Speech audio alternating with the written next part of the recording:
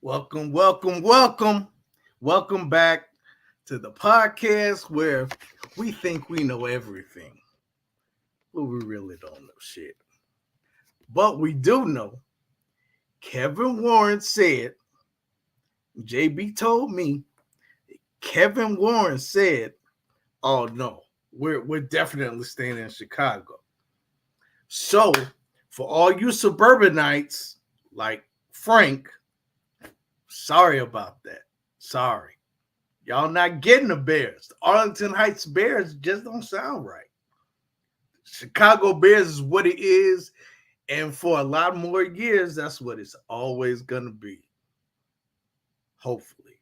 Hopefully there's no snag in the plan. But that's what it sounds like it's going to be like. Chicago Bears.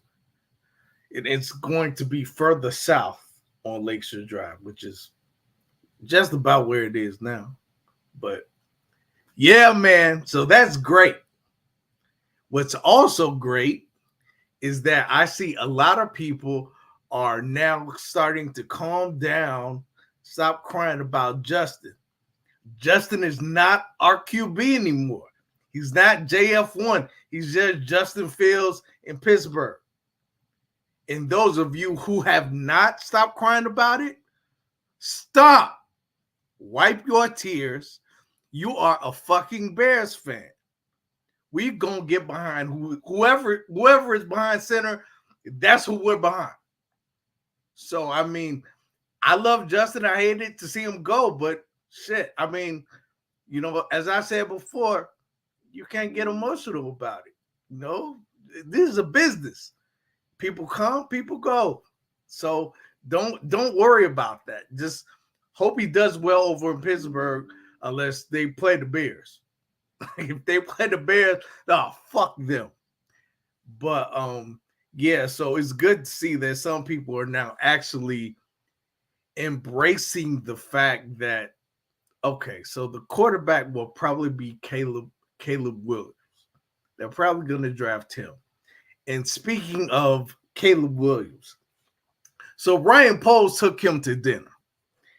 And of course, Caleb said all the right things. You know, it's kind of like a dude taking a chick to dinner. He's going to tell her all the right things because he wants something from her. And you all know what I'm talking about, right? So Caleb Williams, he wants something from Ryan Poles. He wants that money. And he wants to be on the team for a long time so he can keep making that money. So, of course, he's going to say all the right things that he did. And he impressed Ryan Poles. So that's good, I guess. But shit, we got to see it on the field, man. Because if we don't see it, he's going to get the same treatment that Trubisky got after a while. I would say Justin, but most of us never treated Justin like that. He just didn't have any weapons around him. So, yeah, man. So Caleb has to show. You know, he ain't gonna talk me out of my drawers. He got to show me something on the field. But we got a great guest tonight, and he is gonna shed some light on this new running back situation, DeAndre Swift, and of course our guest is a former running back, so yeah, he knows what the fuck he's talking about. We don't. So yeah, we're going to talk about that running back room and how Khalil Herbert, I said it before, he might be the odd man out. You never know. But, you know, teams nowadays, they want that 1-2 punch. So yeah, but I'm not too sure about the punch that Khalil Herbert gives. But I'm not going to diss him because he's been a serviceable running back for these past few years. So let's get on with the show. It's going to be great. It's going to be fun. And I'm here for it. So let's go. You are now rocking with the Chicago Clubhouse Podcast, where they think they know everything, but honestly, they don't know shit.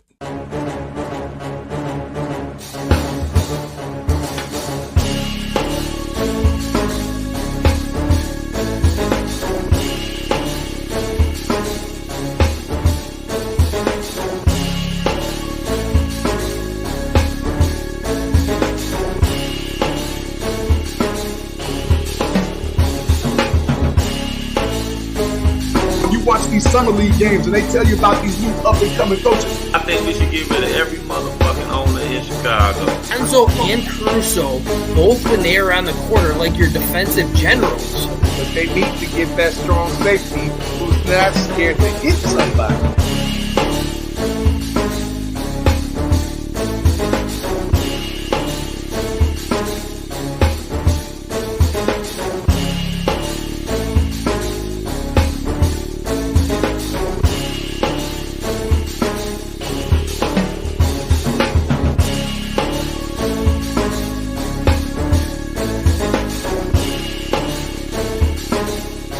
They really don't know shit.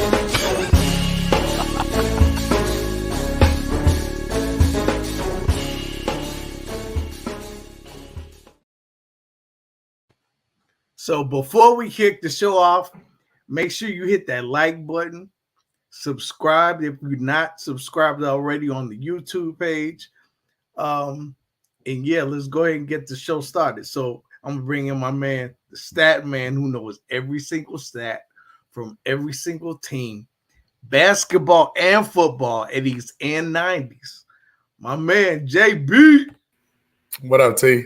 What up, JB? You came in with energy this time. Hey, because I finally heard some good news, and you know what I'm saying? Like, it's I'm still in mourning. You know, but you know, I'm not gonna harp on it. But you know, move on, man. Move on. Says the person that's wearing the William Perry jersey. Like, move on. No, man. This is my dad's jersey. Oh, even better. Love, Pops. But yeah, man, you know, some things are just inevitable. Politics is full of shit. Michael Jordan's the GOAT, and the Bears are staying in Chicago. Like, all is well right now. Those are constants. Those are constants, you know. So I'm cool with that. Now, as far as what you mentioned earlier about, you know, the dinner and Poles taking Caleb Manziel out to dinner, I don't know about that. Caleb Manziel, you kill me with that, man. Get the boy a chance. I mean, okay. You already starting him behind the 8 ball. You call him Johnny Manziel. No, I called him Caleb Manziel. I mean, you putting respect on his name by calling him Caleb, but then you disrespect his name by saying Manziel. I'm just calling what I see, brother. Oh my God. I'm just calling what I see. Okay, so let's bring in our next guy, man, who usually has that Hawk talk, but we're not talking about no Black Hawks today, I don't think. Let's bring him in, Frank the Tank. See, I would have went like Caleb Mayfield, you know, like a Baker Mayfield type ordeal, because he was the number 1 overall pick. Baker snapped his rookie year, though. I mean, if Baker Mayfield and Kyler Murray had a baby, you know, out popped Caleb Williams. Like, I mean, maybe that's. Now you're dissing him too. No, I'm not. Like this is the thing. I'm over it. It's done. He's gonna be your quarterback. From what I'm hearing, is he is doing and saying all the right things. So politics. Well, it's all politics. I mean, we got Jeremy on with us today. I can't wait to ask him. He'll admit everything's about politics in the NFL nowadays, man. Hey, man, look here. As long as you do Chicago proud and you come in here and bust your freaking ass from day one, we're gonna love you. Which is why we love Justin. Busting his ass from day one. And that's why I said I'm not against giving the kid a chance. Hell, you know how many quarterbacks we've given a chance? We knew every single person that's been on this panel. We knew Mike Glennon wasn't going to be nothing. Oh, no. But we had to root for him because he was our quarterback, even though we knew he was terrible. Like, they keep putting us in that position, good or bad. I gave him a chance. Big ass neck that he had. I didn't say you know Napoleon Dynamite. I said Napoleon Dynamite, right? 6'8". I said we were like, oh God, man, for real. Oh, I gotta give him a chance. I didn't like it. You didn't like it. We had to give him a chance. Some people liked Mitch Trubisky, some people didn't. We had to give him a chance because every single one of us on this podcast that I know wanted either Deshaun Watson, right? Or we wanted Pat Mahomes. And for all these people to say, you know, Caleb is a generational talent. He's the next Mahomes, this, that, and the third. I've heard that about so many quarterbacks, or he's got this, or he's got that. How's that working out for Zach Wilson? What if he's Zach Wilson? Hey, JJ McCarthy is starting to look like Zach Wilson at those training camps. So everybody's, But that's what I'm saying. Panties off right now. You can't come in and say he's definitely going to be this and not look and be like, oh yeah, but he could be that. You got to look at the big picture. No propaganda on this show. We're the real new media. We're going to tell you what it is, not what other people want it to be. We're going to give you the good, the bad, and the ugly. Amen. Amen. And hello to everybody that's in the chat. We got some new people. Do us a favor. If you guys over to YouTube, boys. Mind, head on over to that YouTube. We appreciate the love on Facebook, but if you could do us a huge favor, it'd take you literally like 30 seconds to just go ahead and subscribe. That's the truth. You gotta have vision. There's no cue for that yet, guys. Too early. Hey. He said, hey, Dr. Truth through live. You ain't gotta do it yet. You ain't gotta do it yet. Let's It'll come back people first. It'll come. Thank you, Daniel. Right on. All right, let's bring in our third all-star and get our guest in here. Let's roll. Yes. So our third all-star, who might just have the foulest mouth in the city, but he's actually been kind of tame until later in the show. So let's see what he's gonna do today. Foul mouth C. What up, fellas? What up, foul mouth? What up? Not much. How you feel, bro? I don't know. I didn't even think I was gonna get in this motherfucking shit. Like, shit, is he gonna bring me in? Yeah, I kind of threw you in on that one. I thought, I forgot about you. I was waiting for JB to finish what he was saying. JB. Sometimes he just, I'll be At least he ain't reading off the comments and so. Right. Thank God. Well, he will at the end of the show. Yeah. Ms. Banks. Hey, Hello, what's up, Banks. Ms. Banks? Hey, Foul, I got to ask you, man, what's up with the Bulls apparel, man? I didn't like what I saw last night. Too tough. The fucking Wizards, man. Hey, what do you expect when you got Billy Donovan as your coach, man? Well, you've been speaking about that for years. I know personally, me and you, but good God. Hey, here go Terrence, blind ass. Dude, Terrence, you make my eyes hurt when you do that shit. Yeah, it literally hurts my eyes watching you. I want like some Windex or something. It just seems like man, and I can see the screen a lot better when I have these glasses on. I couldn't find my other ones, so these don't have an arm on it, so I have to hold them. You over there looking like the black better vision? Huh? With those glasses, you have better vision? For the screen. You look like the black.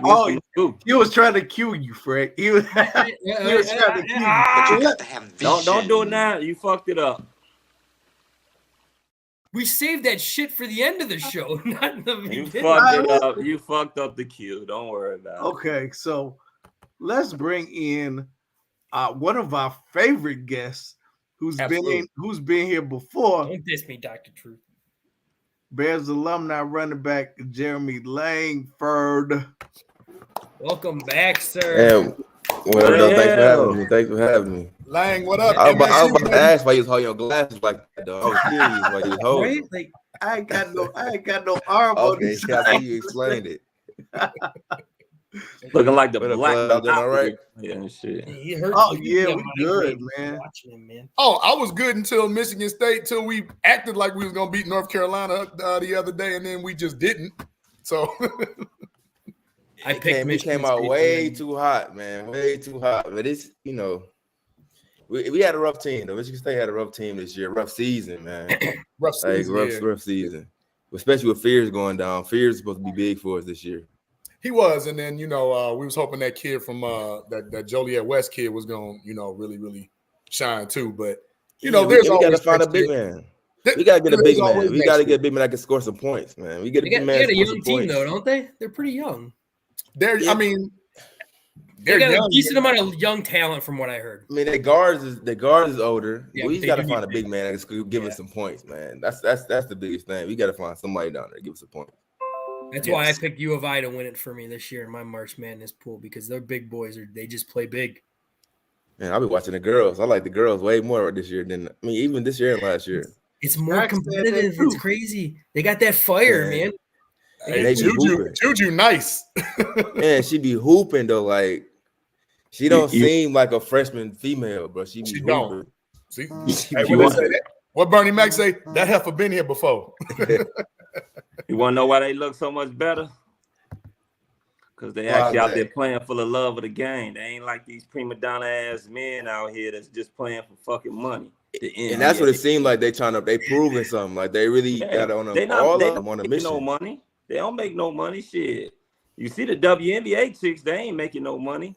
The NBA guys, they up here, the damn commissioner, he about to get rid of the All-Star game because these guys don't want to compete. They want less games and more money. Yeah, this past year it was crazy. Asses out of here, all of you suckers. Just prima donnas. I need some more money. Oh, I don't want to get the All-Star game. That trend started with that phony goat who's sitting on his 21 years who think he's the greatest player of all time when he ain't the greatest fucking shit. He ain't shit. Who was that? LeBron James. Yeah, I'm not a LeBron. I'm like LeBron. I respect him. I respect his game. Don't get me wrong about that. But this soft ass marshmallow league that these people are playing in nowadays, don't know what it was like during that Jordan Kobe Bryant era when those guys were getting punched in the face and still taking. Hey, Jeremy, can you dunk? Can I dunk? Yeah. I used to. I ain't tried to dunk in so long. I can hoop though. I'm a bucket. I can hoop. I see you can hoop. I seen you can hoop. I don't know if I can go down there and dunk it every time, you know. But I can hoop though. You like 30, 39? 39 what? You're 39 years old? No, man, I'm 32. I didn't think he was 39, man. This man 7 years. 32.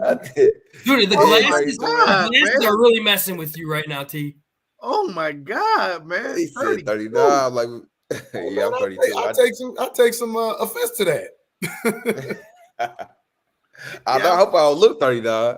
And see, you look like you could still be rocking out that Bears running back room. Man, I'll be seeing the people right now. Like Cordell Patterson just signed for 2 more years. I'd be like, man, right. With Pitt, that's gonna be. If I'd stay healthy, man, they be grinding them out. Amir Abdullah still playing. He was in my draft class. Yeah, so they still grinding the years up. Cordell was in your draft class? No, Amir Abdullah. Oh, okay. Abdullah. But Lang, they don't remember. Lang, they don't remember when you used to play a little DB down there in that Spartan country. They don't remember that. Oh yeah, I was back there, corner and safety. Yep. That's how I learned the game. Honestly, like actually pay attention to it and focus on the game from playing both sides. Yeah. Then they moved. I never forget they moved you to running back too. I was like, oh, he don't come off the field. Yeah, that's why I wanted to. Yeah, that's why I wanted to be at the whole time though. When Le'Veon left, that was perfect timing. Yeah, that's why I wanted to be back at the running back spot. Man, we turned them out, didn't we? After Cedric and y'all, we turned them out, boy. Oh yeah. My big boy that ended up playing. He ended up going to Atlanta. Remember? What was his name? He was number 8 for us. Duckett, TJ. Remember TJ? Oh Duckett? yeah, Duckett. Y'all see Duckett all the time. Duckett always up there. Oh, Duckett's a good dude, man. Yeah, Duckett always. He always. Every time an English State do anything, TJ always up there. Yeah, I saw Mateen and was talking to him online for a minute. He was doing something up to, he got motivational speaking and stuff. Yeah. But I'm gonna try to get him on. But that's enough Spartan talk because Terrence. Yeah, please, because I you know me, I'm a Wolverine fan. I don't want to hear nothing about What's your fault? Man. I'm sick they fired Juwan, though. We national champions, goddamn it. I don't know. They did fire Juwan. Yeah, I'm kind of sick. I'm kind of sick about that. What, they fired Juwan? Yeah. Yeah, it was time, man. I mean, I hate to say it. You know me, I'm a 5'5" guy, but I hate to say it. It was time. It was time for him. Juwan, I like Juwan too. He ain't produced as far as with the wins, and but I'll tell you this too.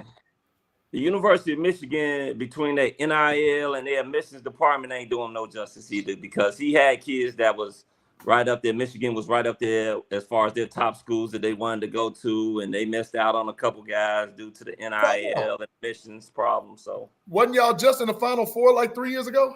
Yeah, a couple years ago. Yeah, so that was long. That was actually before Juwan, so that was probably about 4 or 5 years ago. Okay, so I don't think he made it to the tournament though. He went deep in the tournament. Yeah, he went his first year. I think they made it to the Sweet 16 or something. Yeah, so it's like Sweet 16. Yeah, I Yeah. think they fired him too early. They gave Harbaugh what 8-9 years. But every year they about to fire Harbaugh before he got that chance. Every year, Yeah, I on hot mean, seat. that was the They thing. did every year. They wanted him. But the thing, I about wait Harbaugh, for him to get Harbaugh chopped. is a proven winner. Like everywhere he goes, he wins. It just took him a little longer, but shit, he got that ring, so he good to go now. All the rest of the Anyway, time, no matter no Jay, more. let's get on some Yeah, football we actually talk. got Jerry. We got a lot of questions already rolling in for you. So Yes. let's start breaking in some of these questions. There's some good questions on here. Let's see a good one first. All right, here we go. What from Jeremy Bauman on here? What was more intense of a rivalry game for you, Chicago versus Green Bay or Michigan State versus Michigan? Michigan State versus Michigan because I was there longer. I think that was the biggest thing. Like I was in there and I went to school with a lot of guys from Michigan, so the relationship was a little different. But as I got to Green Bay and I seen the history, I mean like to Chicago, and I seen the history how Green Bay used to beat up on Chicago and the time. So when we beat them in, I think on Thanksgiving Day in Green Bay. That was like the first time or something that they won in the Chicago Bears won in Green Bay. So I didn't realize. We had a comment just roll in for that on you. Shout out to Jeremy for giving us the best Thanksgiving ever in 2015. Yeah, and I didn't realize like before going into that, I didn't realize that was really a thing. Like I didn't understand it. So I think as I got my years there, I realized it. But Michigan State was Michigan State, was Michigan especially. But the rivalry of Green Bay and the Bears is crazy because even Aaron Rodgers still be talking crap about how he owns Chicago Bears and all that. It's exactly so it runs deep for sure. And I wanted to ask you one, like, since we're going back college and everything like that, what is your take on, like, and we were talking about with the NBA too, with all the resting type stuff, like even college type related, people not playing in bowl games, because they think it's going to affect, or they think they're going to get hurt and it might affect their draft status. Like, what's your take on that? Because from what I remember with you at Michigan State, I didn't hear too much stuff about that. People taking days off. Yeah, I think we was in a time when it was like transitioning to that, when people was having the opportunity and being able to do that. But when I was playing, it wasn't every game we played was a chance to improve your draft stock, and I think that's kind of where we was at. Certain like we always wanted to improve our draft stock, and we was playing for each other. We really wasn't playing for all the other stuff and thinking about too far outside the box. But at the end of the day, I do get it though, because because one injury could drop you, it could drop you to not get drafted. So now I think about it like it's a business. You are a business when you get to that certain aspect. They already making NIL money, so it's really not much pushing them to go out there. So they are a business, so they have to make business decisions. Because at the end of the day, the NFL is a business, and you are a pawn in that aspect. So if you can't come out and play for me right now unless you a top 10 pick. You might drop all the way off the board. So I get where they're coming from with it, and I get the business side of it, but I think they do have to make now the game is changing. You got to treat yourself like a business and make business decisions for yourself. For real, honestly. Makes sense. So are you still following the NFL now? Yeah, I still follow. Okay. So what teams are you following? I follow the Bears. I follow the Bears. And obviously, I'm being in Detroit. I follow the Lions. Like my niece is a super diehard Lions fan. We actually went to the Bears Lions game in Chicago last year, and the one in Detroit. So I follow them. I follow a lot of players, man. I got like a lot of people throughout the whole, like different players on and all. Like Kirk Cousins. A lot of my Spartans still play. Kirk played. Montez Sweat played. He was at Michigan State for me with a little bit. So when he signed to Chicago, I think that was a big signing. Will Ghost is still in Tampa Bay, so I still follow them. So I follow all the teams and a lot of different players to see what's going on. How did you feel when Detroit fell just short of making the Super Bowl? My experience being the Lions fan, they always failed me anyway. So it was like when I was younger, man, I was like a diehard Lions fan. Like Lions. My dad would be like, man, why you always root for the Lions? They could do nothing but fail you anyway. And then I was watching them all the time. Then I went to the game in Dallas when they played the first time going to play. They played the Cowboys, and they fell short. And I think that was it for me. Like, man, I don't expect nothing more of it, nothing less. But they had a great season, man. I think. So they surprised you by going this far. Man, they did. They surprised me. They definitely surprised me, and I think they had a great season, man. The head coach doing a great job. Because at first I'm thinking like maybe the owners or something need to change up, but they definitely did a great job this year, man. I think they gave the Bears hope that maybe our rebuild, and we won't have to blame our ownership all the time. Yeah, because I think the Bears gonna be good this year, though. I think the Bears gonna be good this year. Really? So what do you think of? What do you think of DeAndre Swift joining that running back room? I like Swift. I mean, they're gonna have to have a 1-2 punch because Swift is a big play waiting to happen, and that's the same way he was. Only thing in Detroit, he was banged up, but now when he was in with the Eagles, he's a big play waiting to happen, bro. I think you got to get a good 1-2 punch, but I think he gonna be good, especially having a rookie. I mean, when they draft the quarterback, having a rookie quarterback to release some stress from him, I think he gonna be good, man. I like Swift. As long as he stay healthy, he definitely a big play. Good 1-2 punch with him, and in my opinion, I think it's going to be Roshan with him. I think Herbert's going to have at least solid draft status. I feel, or I'm sorry, trade status. Yeah, but Herbert was the one that had the job, that kind of got the job from David Montgomery, though. He did. Before David Montgomery left. I was not a fan of that either. I was a huge David Montgomery fan, and David Montgomery had a damn good year when you put a good offensive line in front of him like he had in Detroit. And Herbert, and I said this from day one when they did get rid of him, I was like, Herbert is a very good number 2 running back. Like when he's given the ball, like when he's your number 1, he's given the load. He only average, I think it was like 3.1 yards per carry. When he was a backup, he was averaging like 4.6. Like it's just when he just came in here out of the blue, like he would hit spurts and do a damn great job.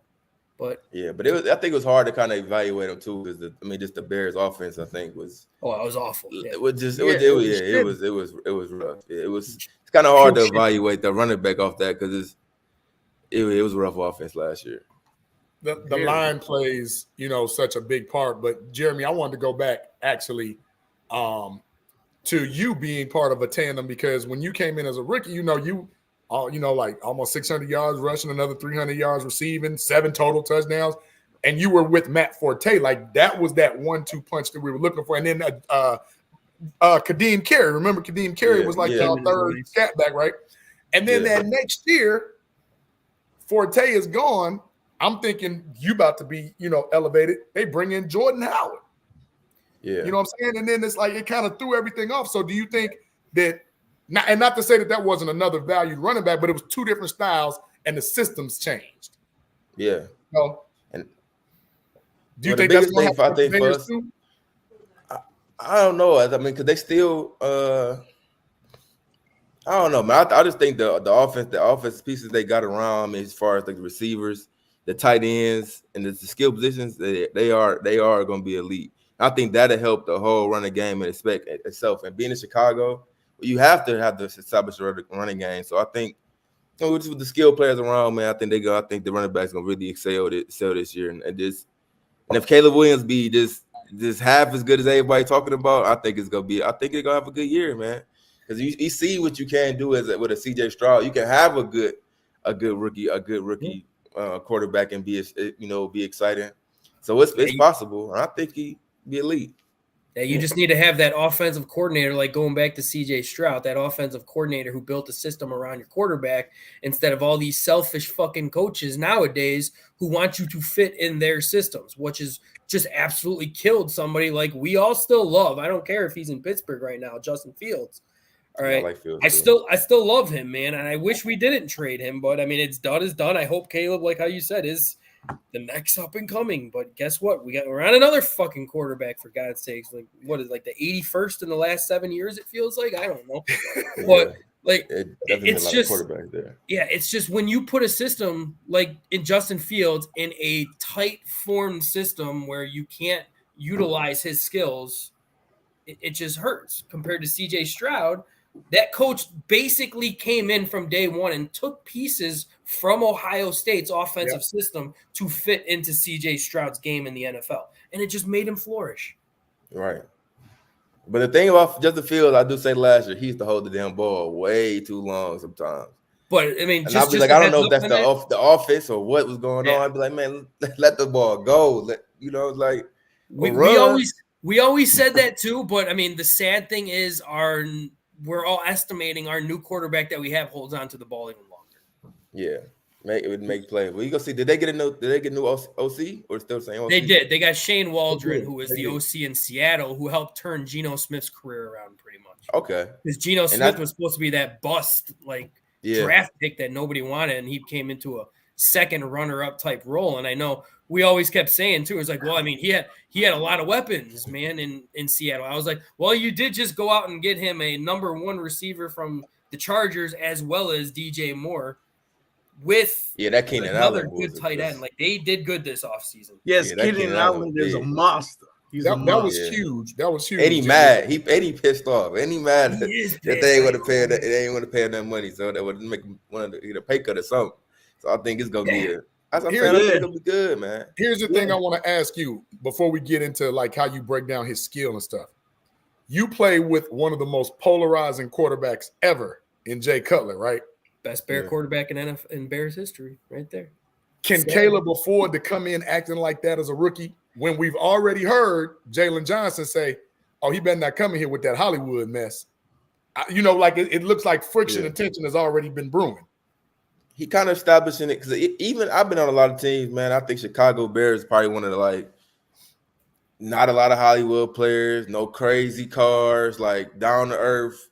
Like compared to other locker rooms, that's how Chicago is, and that's how I think that's the environment that it in. I think that he got to adapt to everybody else in the locker room. You can't really come because you ain't proved nothing, man. Like you getting paid the money, but you ain't proved nothing yet. And a lot of people in the locker room have proved, and Johnson just got paid, so he proved it, man. You gotta establish that part first before you get to do the flash. But Chicago down to earth, man. It's not really like different like other locker rooms. So you really got to be more of a put your work in first and then receive the benefits later on. Good. That's what I want to hear because we still blue collar down here. Yeah, and that's when and it showed. And everybody getting money, everybody making money, but you ain't pulling up to the practice facility seeing everybody as the first thing they do. Everybody get out just like normal guys and go to work, man. And that's why I love it. I love it about Chicago. They were similar to me to Michigan State. We was the same way. Right. Agreed. That was a good one right there. Yeah. So Jeremy, we got a question from the chat. He's asking, do you think the Walter Payton era was the greatest group of running backs of all time? If not, what would be your greatest era? Oh, greatest era. I mean, as far as like what my eyes have seen, I really didn't see, in the Walter Paytons. I was like a Adrian Peterson, Jamal Charles, like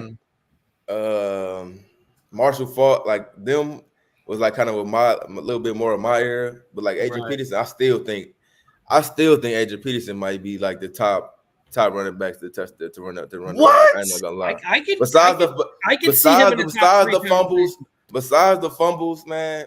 Besides the fumbles, like running the way he ran that rock, dog, I think he really installed fear. Like was a fucking people ain't really want doing that. I mean, later, like in a newer school, like really installing fear in people, not really going out there and want to play Adrian Peterson. So you will put AP over AD, I think they call all day. You will put him over Walter Payton. See, not that I can't really say that because I he really said didn't he's watch up Walter in the Payton. conversations. Yeah, I mean, I think you're in the conversation. Quiet. You're in the conversation. Like I really didn't really watch Walter Payton. Like I heard about Walter Payton. I'm talking about like as far as what I grew up seeing and with my highlights I turned on. Like it's like the same thing with like Jordan and something. Like I didn't really watch Jordan. I know about Jordan, but I watched Kobe. Like I watched Adrian Peterson. I hear about Walter. And I know Walter was like that, but I know Adrian Peterson needs to have put fear in people though. I think after the Walter Payton era, the running back took on more of a receiving role as well. Because remember, you had crazy stats like Priest Holmes with the 20 touchdowns in the season, Damian Tomlinson doing all that stuff, Marshall Faulk, where they was, getting their money in the receiving game, right? And I think that's what kind of elevated it. But to your credit, like AP was a throwback. It was like, go ahead, put 8 in the box. I'm toting this rock and I'm going to get this money. And like some other players, like people really didn't want to go play, like really didn't want to go out there and try to tackle them. Like really ain't want to go put their body out there in front of them. Like that's crazy. I think to people be fearful almost of wanting to not go play you and try to tackle you. Like that's different. And then like that's Jamal Derrick Charles Henry and all right them now. Yeah. You had some people like that too, that didn't want to tackle you. Yeah, and that's what you want as a running back. I mean, that's what but I mean, football in general, though, that's what it's about. Like, as you try to install and belittle a man as much as you can, and establish your dominance through the line of scrimmage. That's what, especially playing running back. And it is different now. You got like McCaffrey's. You can make more money doing the other way, and you stay healthier. You know what I mean? Right, Like, right. it's different now, but it's definitely different. I was wondering, Jeremy, what do you think about that new rule that they just instituted? The whole what is it? The hip rule or something? Hip drop tackle. Yeah, the hip drop tackle. What do you think about that? Particularly, they try to make the game. Yeah, they try to make the game safe, and they do. I mean, I see where they trying to make the game safe and last, but it's hard to really stop that because everything's so natural. Everything, like, it's easy to watch and rewind and fast forward and see it, but when it's going 100 miles, if you miss that tackle, he might be gone. Like, it's hard to really install that in there. Like, I think it's gonna be tough to really do that because it's not like they really doing it on purpose. That's just the way they trying to get the man down, and so it's hard to do that. And a lot of rules they bring in, I think, is really just to make the game safer. But it's really hard to do it when it's going full speed like that. Like, it's a split decision. Mm-hmm. I give it by 2030, man. We're gonna be playing flag football. I would say it is so hard to freaking tackle already, and now you throw this one on there, man. And I agree with 100% on what you're saying. They're trying to make the game safer, but I forgot who it was on social media who came out and had an interview about it, and he just straight up said, he was like, "What do you want us to do? Like, I mean, you've already taken we can't hit people above the chest, we can't hit people below the waist. It's just like." Now we can't grab them by the hip and take them down. Like, what's next? Like, we signed up to play a game that is physical. People can get hurt. You never want people to get hurt, but you can. I think that's what Tom Brady has said, that he was like, man, like, now they the quarterbacks throw the ball over the middle and not worried about nobody. I think that's a part of the football game. Is really, as a receiver, when you run across the middle, you're supposed to be looking to see if somebody. Now they just run across. Like, it's definitely taken away from the game and player skills. But I mean, nothing we can do about it. We can talk about it, but they still gonna make the rules like they do every year. Every year they're gonna make the rule. We gonna talk about it, and they still gonna install it. So we got to adjust to it. Yeah. And there have been a lot of rules that I felt like they've made. They seemed like it failed, and then they just kind of stopped calling it. Like, didn't they used to have like running backs weren't allowed to lower their heads, but now you see running backs doing that all the time. They don't call that anymore. They're going to try to do that. The issue of safety and stuff. But when you're playing a game that's as violent as a car collision, somebody's going to eventually get hurt. That's just the nature. And that's the point of it. Because some people really go for that contact, right? Nobody's making you play, so. It's like, choose your own adventure, play at your own risk.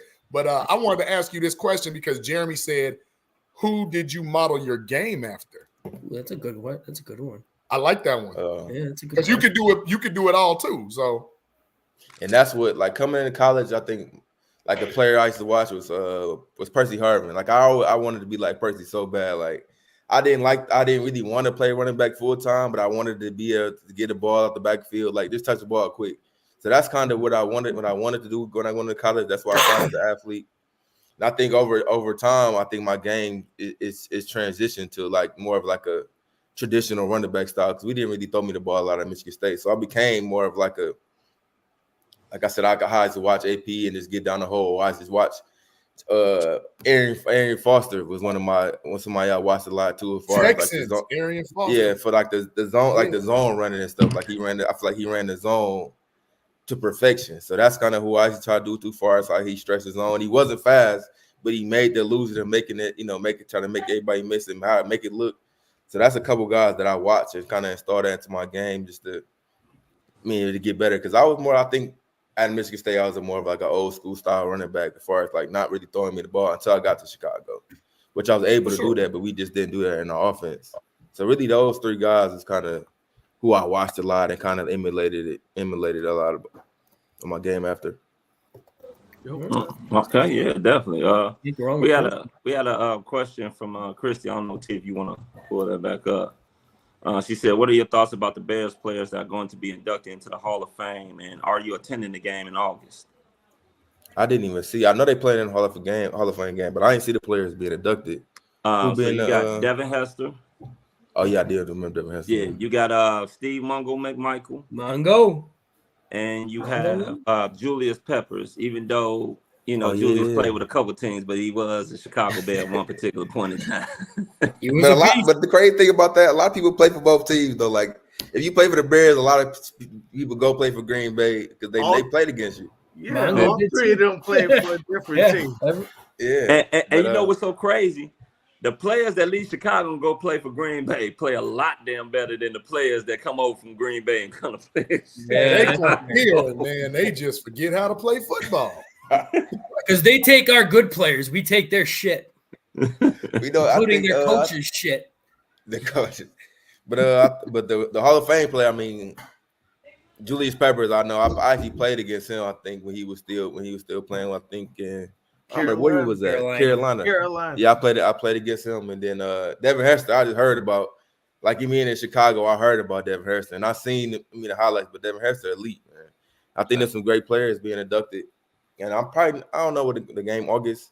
Probably not gonna go to the game. But I'm gonna go to a lot of Chicago Bears games this year, though. I am going to go for it. Okay. And the one we went to the Lions game, it was freezing outside. We were still out there. It's a different vibe. Like I had never really been outside to a cold game and sexy. Watched it, but I'm gonna be. I like the environment in Chicago. Me sitting in the stands is a whole different point of view.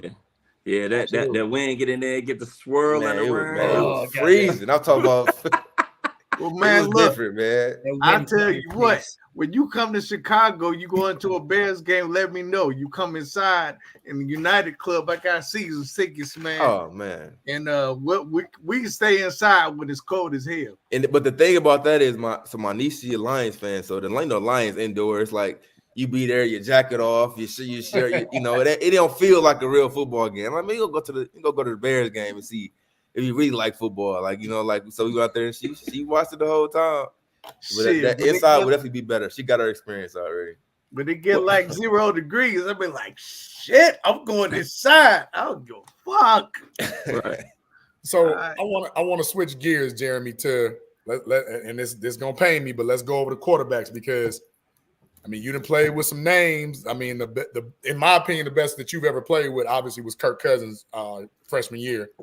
Connor Cook, Maxwell. Remember Drew Maxwell? Like he was just, but like then going from like that system and then coming to the NFL, and then here you are with Jay.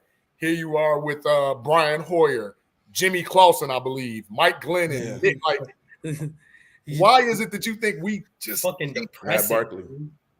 I forgot Matt. That's Frank. I saw Frank gonna put that thing up. Another USC quarterback. But why is it that you think that the quarterback position is so hard to get right here? Man, I don't know, man. I really don't know. I think Jay Cutler was, up into a like gunslinger, like could be also like Matt Stafford type. I think Jay Cutler had that in him. I think it was just like Chicago tough on their players, man. Oh, yeah. Chicago tough on the quarterbacks. And I think they were just so tough on Jay. I think Jay kind of was pushing back, like fuck you, like I'm paid, and nothing really. That's what it felt like how Jay kind of was. But he told Mike Martz that. I think that was before. He did. Yeah, he told. No, that was Mike Martz. Yeah, that was Mike Martz. You ever see that video where he called a play and then you could tell when Jay was calling the play, he was doing his shoulder twitch. That's how you know he's so fucking pissed off. And he just goes like, "Tell him I said fuck you." Like you just heard him say it right to the bench, and I believe that's how Jay was, man. Too. And I like that to everybody, though. He was like that to everybody, so that's why I respected it because it wasn't like he picked and chose who he like that with. That was him. Everybody. That was really him. But the quarterback, I don't know, man. I think that Trubisky, like drafting to get Trubisky it worked off for a little bit. I think that still was a tough move. I mean, paying Mike Glennon the backup quarterback the 3 years. Well, I think he had like 18 or something. I think that was a 3 years, like 46 million. 48 million. It's like 18 a year or something. I think the GM at this time was trying to find like like a diamond in the rough. I think what he was going for. I think that's what he did as a GM. But I think those was bad calls. Obviously, I don't know why. It's hard to find a good quarterback though. Like I tell people, my little brother all the time, like it's hard to find a good quarterback, like a solid quarterback that can be there for a long time that you trust. It is hard to find a quarterback like that. Like, and I think, and I hope Caleb is like that though, and that for Chicago's sake. I really do. Well, let me ask you I'm this, safe Jeremy. to say we freaking deserve it, man. Who else? Yeah. Who else do you think is a solid quarterback in this draft aside from Caleb? Oh God, there he is. I said Jeremy, JB. I mean they all just different because they all kind of small. Even the dude from LSU, he's short. JJ 6'2", but I still didn't really see nothing from him. But everybody talking crazy like he was just elite. But I didn't see nothing. His games, he really didn't throw the ball that much. 6'3". But his games, he didn't really throw the ball that much. A game, I think. That's why I'm like, man, I never really. There was a running. I don't know. Even the dude from Washington, I thought he was pretty elite. And then when they played in the national championship, he looked kind of soft. He played in the elite defense in Michigan, right there. Yeah, that is true. Michigan was but Rome messed that up too. Messed up the momentum. Rome dropped that touchdown. He did drop that. He did drop that. But even the dude from North Carolina, I don't think I watched North Carolina play. Yeah, I don't think I never watched North Carolina play that one time last season. Well, so as Bears fans always see is Mitch Trubisky when you're talking about another. Yeah, I think the Bears got that Mitch syndrome. For obvious reason, you didn't like that. I mean, come on. They last three quarterbacks came to the NFL and none of them are good. Mitch, Sam Howell, and possibly Drake May. Like, come on, man. Like, Trubisky had a good run though, man. That one year that when he had the OC when Tariq Cohen was there and Jordan was still there, that was a good. They had a good run. They had a lucky season. Yeah, I'm about to say that defense. That was a deadly defense. The defense was good, but the OC did a good job of hiding everything though, because Mitch was a shorter quarterback. Once they figured out Mitch, he was done. Once they watched the film on Mitch, I ain't gonna even do Mitch like that for real. Like Mitch, that year that the Bears went to the playoffs and had the fucking double doink. Mitch, actually, you gotta remember. Mitch sat up there. He had threw 6 touchdowns in one game.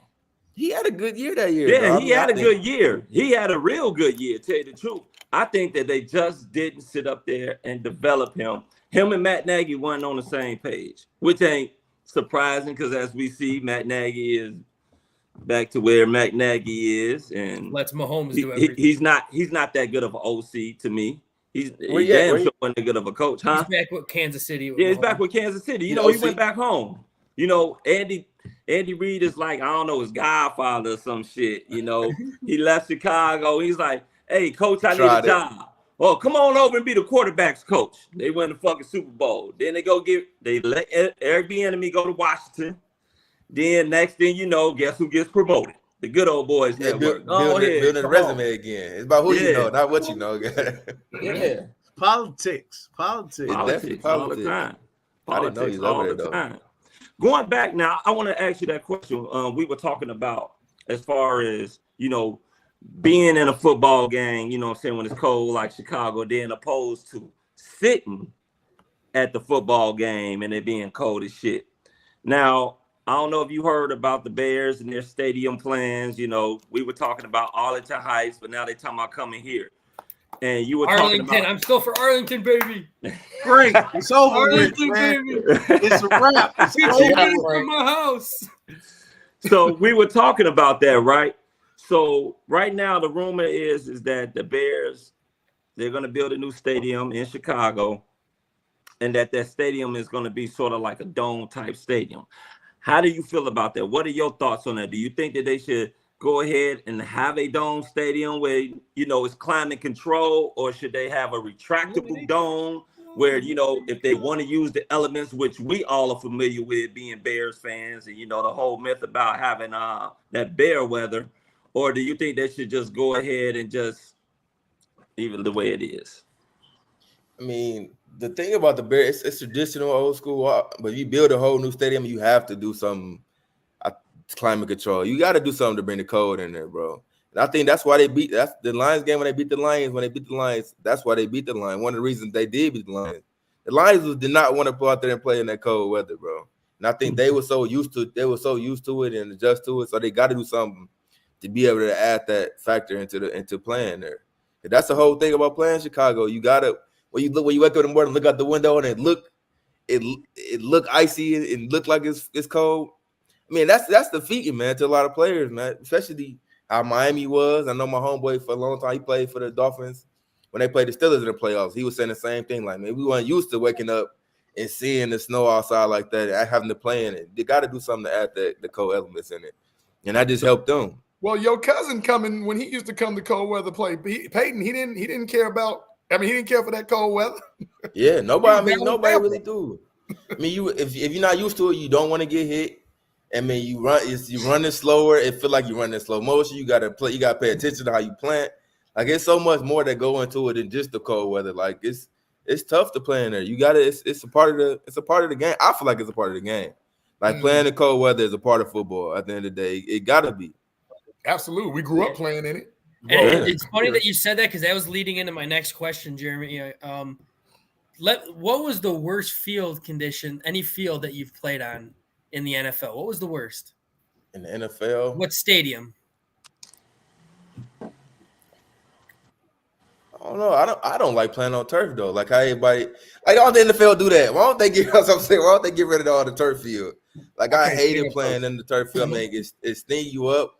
You can't really plant like that. I don't like playing on no turf field, and I didn't like the Lions either because the dome lights is hard to see when you in a dome like that, like playing in Detroit. Point, Yes, it's hard to see the ball like the way the lights is, and just those artificial turf fields, man. They not. I mean, it's not good. It's not good for football, man. Because most people have told me, former Bears players we've had on here, they really hated playing in the Soldier Field when it was cold. Yeah, the grass, it do get muddy. It do get because it's heated underneath. So when it get heated, it get like soft and mushy. You got to wear like those cleats, those long cleats in there. But but that's a part of. I mean, the other team they're not realizing that. They're not used to it. That's a part. That's a part of the game. Yeah, they're not realizing that you got to change the cleat. I mean, after a while they probably do, but they're not realizing it's a big difference. It's an advantage. It's all advantage. Yeah, and that's definitely an advantage, and I like it. It's crazy because we don't play on carpet no more. Them old Terrence. That's our generation. I can't believe that. Oh no, we played our field turf. The original was carpet. It wasn't this ground up tire shit. It was carpet. Yeah, that's the way of making things softer. Because I've heard a lot of players recently. They're proposed to playing on grass. They want to play on grass. Now I don't know how that works as far as in a dome. Like, are they going to sit up there and establish the grass? Because me, honestly, I prefer the grass too. Because a lot of players are not like playing on that turf or whatever it is, artificial grass shit that they got now.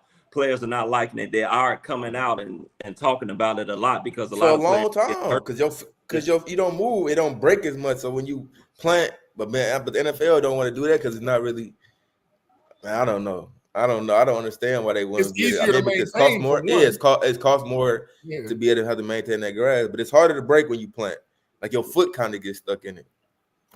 Yeah, that's definitely one thing that I heard, especially a lot of running backs have been saying that as well. They really came out against playing on that artificial turf or whatever, that new somewhat grass that they got. Because actually the Bears field this year, they were saying was not bad like it's normally been over the years, because I think they used some type of new grass that they blended some Bermuda and bluegrass. Yeah, some Bermuda something type of grass, as JB was saying, that they're going to put in there now. So the grass was actually holding up a lot better. And on your point about playing in that bear type weather, playing on the outside, that's one thing that I do not agree with Warren Smith about. I know he says that it costs a little bit more having a retractable, ceiling or dome or whatnot. But as you said, it's a psychological advantage, because there's been plenty of teams that we as Bears fans have seen come into Chicago, Atlanta, Dallas, and when that weather is cold, they already lost the game. They already out of it. I don't think that there was a person in the world that picked the Dolphins to beat Buffalo when they had to go and play in Buffalo and all that damn snow this year. At all. Yeah. Because you slow down, you're not running as fast. Like you're not. It don't matter how fast you still not running the cold weather. Don't you can't run this fast. It's they definitely got to keep. I think they should keep it cold. But like you said back too, the advantage though, Jeremy, like coming in, you're like, I'm not thinking about the game as much as I'm thinking about being cold. Like when Mike Vick I'll never forget, Mike Vick came up there, he was like 3 and out, 3 and out, 3 and out. Got break, nope, 3 and out, 3 and out. He wanted to get back to the heater, trying to get back to that cold on. Man. He was like, just take the win, y'all. I was at that game, yeah. He wanted. I wish I would have seen that. That's lovely. Oh no, that's definitely on YouTube. He was but the heat almost be the worst thing though, because you really don't want to go out. You don't want to go warm up and then have to go back. You might as well better just stay with the little coat on. Yeah, you don't want to get too warm and have to go back. Yeah. But they can still, I mean, to your point, like they don't have to do the traditional, like where it just automatic, like I think that's Reliance Stadium where it like just completely opens up. They can do it like how the Death Star is, where they open up in sections or have a big hole on the side and the air comes through. Like you can design it so that it's still functional and people still get that little frost and that little chill in there. But in my opinion, like this is still Chicago. Like you can't just have it 70 degrees, 75 degrees. You know what I'm saying? Like that's not bare football. Yeah. We got to have it's got to be a breeze or something of cold air coming in there at some point in time. And they can't leave Green Bay with the only outside stadium. I'm trying to tell you, can you think about the advantage that Green Bay would then have? Because now the Bears players are used to playing in a dome. They go, and we just happen to have to play. Well, we already know one time a year we got to play over there any fucking way. But in a playoff setting where we have to actually go over there and play, now we don't know the code. Yeah, like we don't fucking know the code. That's what makes it bad. Yeah. Nobody wants to we know it's gonna be a dome. Like it's gonna be dome like for sure. Yeah, if you build a new one, you gotta go something like that. But they trying to go for money. It's a money grab. Yeah. That's what they want. What they say, Super Bowl. Yeah. That's what it's all about. And that's the only way you had a Super Bowl there if it's in there. If it's in there, what's called them. Yeah, that's what it's all about. It's a money grab. It's to generate money outside of football because that's their whole thing with Soldier Field. They only get money from Soldier Field when it's football season. After football season, the Park District get everything. Hey, y'all see this comment from Speak to the Mic podcast? Absolutely. Football is meant to be outside. None of that QC type shit. When we used to how the there's a reason why they call it arena football as well. Hey, Foul. Remember they used to talk about us if we didn't have our sleeves up. Right. Oh yeah. Exactly. I think Urlacher used to say, or Briggs used to say that. Like they used to slap the shit out of their players when they were wearing. They go out there, they oil themselves up with what was that, Vaseline, and keep themselves. Mm-hmm.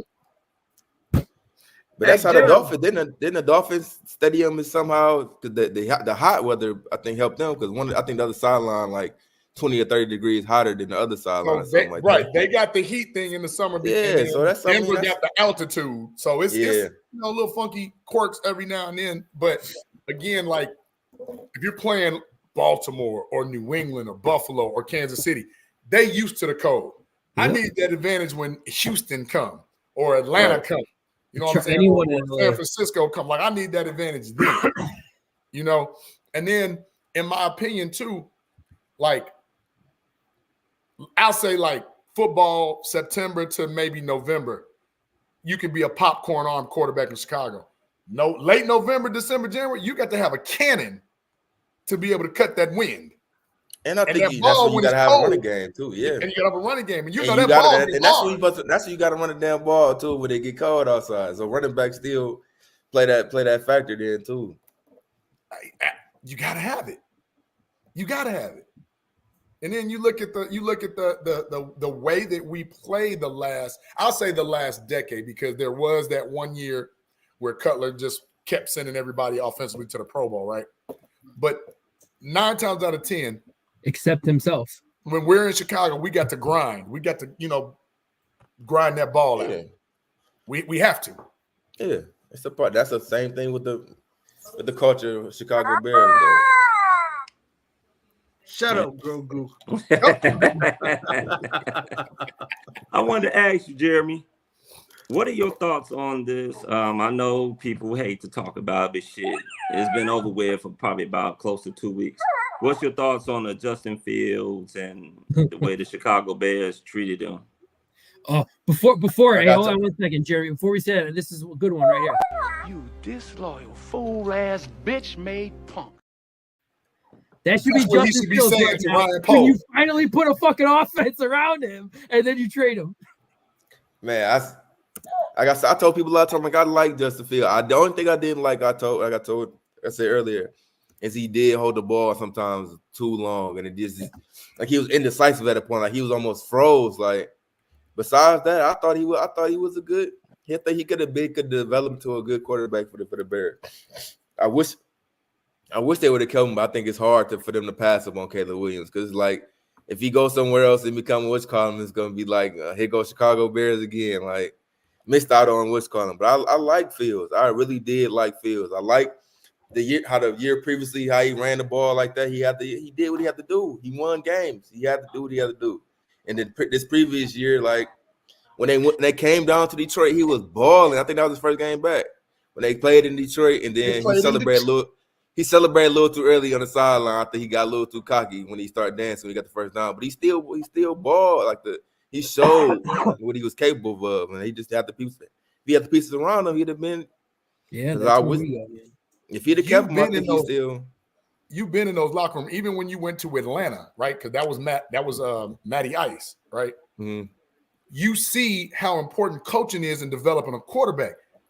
You can't tell me we from the Big Ten. You can't tell me that kid forgot how to throw the ball. Yeah, and that's what I think. I think he was just so like with the meetings and I don't think he really understood the offense, or he just didn't. It just wasn't on the same page.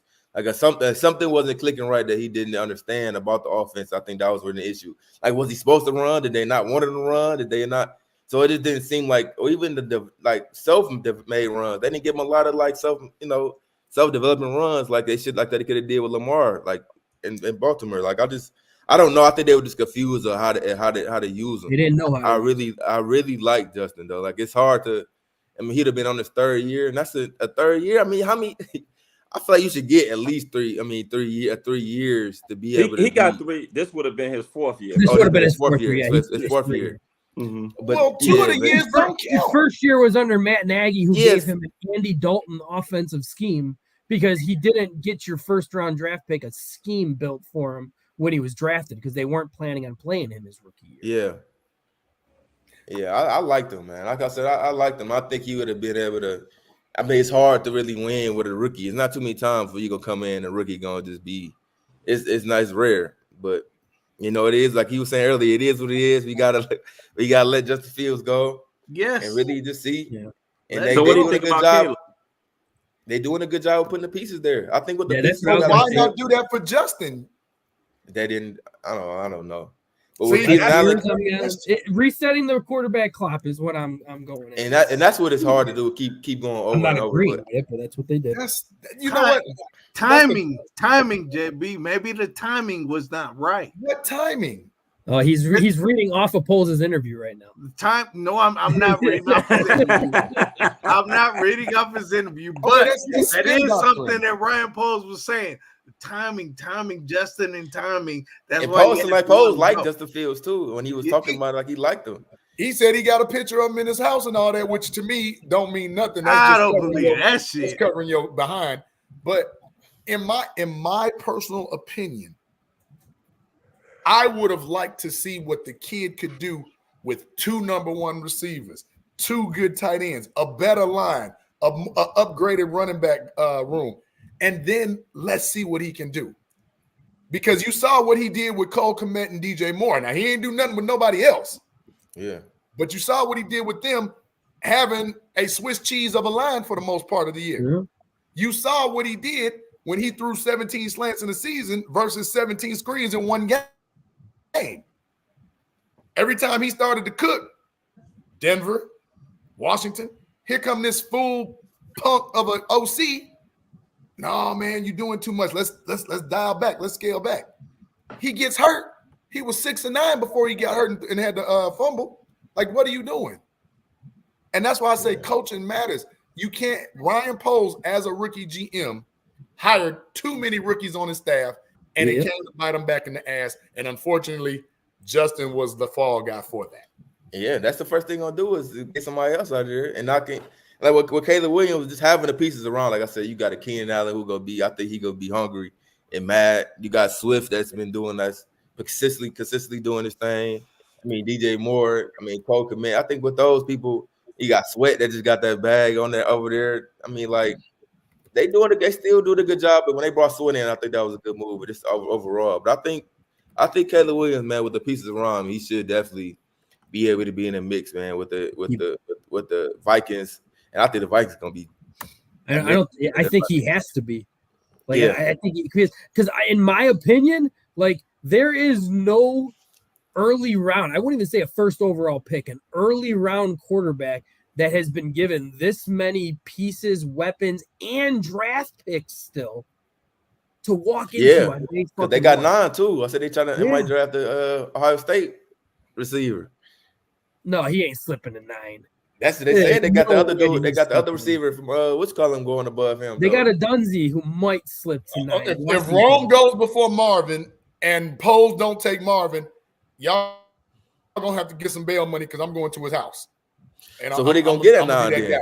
If they get another receiver, they need to get, if Marvin Harrison Jr. is available at 9. Well, you're dumb as hell if you're not taking Marvin at 9. Like, I mean, I don't see Poles, you are an idiot if you. He isn't getting past Arizona at 4. I mean, he's not getting past. Arizona. It wasn't wrong. It was another receiver, the LSU receiver. I think they said that Malik was Malik Neighbors. Yeah, they said that he might be, but he might have a more of upside than Marvin. Right but now. In my opinion, if I'm sitting there at 9, and I don't expect Marvin Harrison to be there at 9, I really don't. No shot in hell.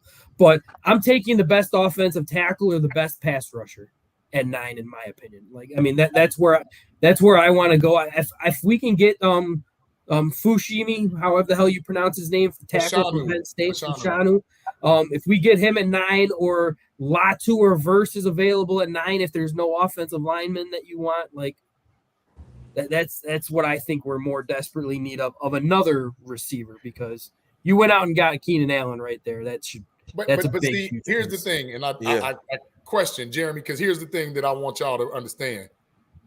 When you look at the media, they were kind of saying, "Oh, we'd like to have Mike Evans here, but he's too old. He's 30 going on 31, and he's gonna want big money. Let's not get him." That same media does backflips when we got Keenan Allen, who's a year older with many more injuries. Make it make sense. And I like the money's less. Yeah, the money, but even still, you can play. You can play football nowadays. You can see that you can still play football and go get the ball, like know the game and know the concept, and be able to have somebody be able to throw the ball up to. That's what Keenan Allen go get that rock. He gonna hop out the ball and go get that ball. Excellent route runner. Get that rock. Yeah, and I do like it. And you don't have to have elite speed. You just know how to play and leverage of the game and knowing the schemes and knowing and get open. Like you can get open still. He can still definitely play. Which is I'm glad they got him. That was big right there. I wasn't expecting that. And like I said, Mike Evans is going to be making $26 million the next 2 years. You got to pay for people. That's just but that's the thing. If you gave him that $26 million, you barely can sign your goddamn draft picks now. Yeah, but I keep telling y'all that's not true. That money doesn't kick over until next year. We only got 4 picks, so it's not like we got to sign. The number 1 pick is going to be making $9 million this year. That's not. Trust me, they always augment the salary cap. That's how you see people that get away with doing that. That's not how it's going to happen. He's going to make $9 million no matter what. That's going to go against your salary cap. You're not listening. This is the thing that you guys aren't thinking about. This year. It does go against the cap this year. To sign these two. You got to listen. Get out the popcorn. Just like Swift's money, just like Keenan Allen's money, just like Swift's money. All that stuff doesn't happen like you just going off of a regular calculator. That's not how it works. Jeremy, you know this. That's not how that works. You Keenan Allen making this year though. He's making But you can get He's not bonuses. making no You can 26 front million. load money. No, You I can think give it's them like a little 85 now or and push it something back later. You're That's not how gonna that not was on a next year. rookie contract, man. You can't really do that on a rookie you're not contract. listening. Caleb's money is already set aside. They don't care about that. And I'm that's talking why. This You gotta listen sometime, bro. I've is the already thing I'm done going to say to major research. so on we're this. just They so we're can sign all who they So, want. so tell me this. So right now, you mean to tell me right now, Caleb Williams or whoever the number 1 pick is and the number 9 pick is, their money right now is already They can calculated. sign both the first round picks because the difference from 1 to 9, 1 is going to be at $9 million. The number 9 pick is going to be about 2.8, 2.7, somewhere around the 2.2. No. It's gonna be more than that. You got to listen. And the point being is the Bears have enough salary cap space to be able to afford that. That's why they said they technically could have afforded Daniil Hunter. They just didn't choose to pay Sweat 25 and this brother 25. But they could have afforded to. Listen, I'm not saying that they couldn't afford to pay them. What I'm sitting up there saying is that you wouldn't have been able to really do and get shit else because you can't pay this guy $25 million. JB is right. Thank you, Easy. Regardless of what we're saying here, guys, let's not forget Evans didn't want to come here. He wanted to stay in warm weather. That's basically set out. He's not saying shit. Keenan Allen wanted to be a Bear last year when they were talking about trade deadline type stuff. He was coming out saying that he'd love to play for the Bears. So, and give or take, regardless of the money, Keenan Allen's only a 1-year rental. But and that's what it is. He's a rental, and I'm fine with that. Well, right there is where they came here because he's going to talk extension. He doesn't. Well, that's what they're talking about doing with him extension. Yeah. So therefore, now in that sense, when you're talking about doing an extension, that's where they're going into as far as maybe lessening the salary cap. You know what I'm saying? Their cap hold. So now they won't have to have they can have a little bit more money. But if the number 9 pick right now, that draft money is still incorporated inside that what they got left on a salary cap. It's still in there.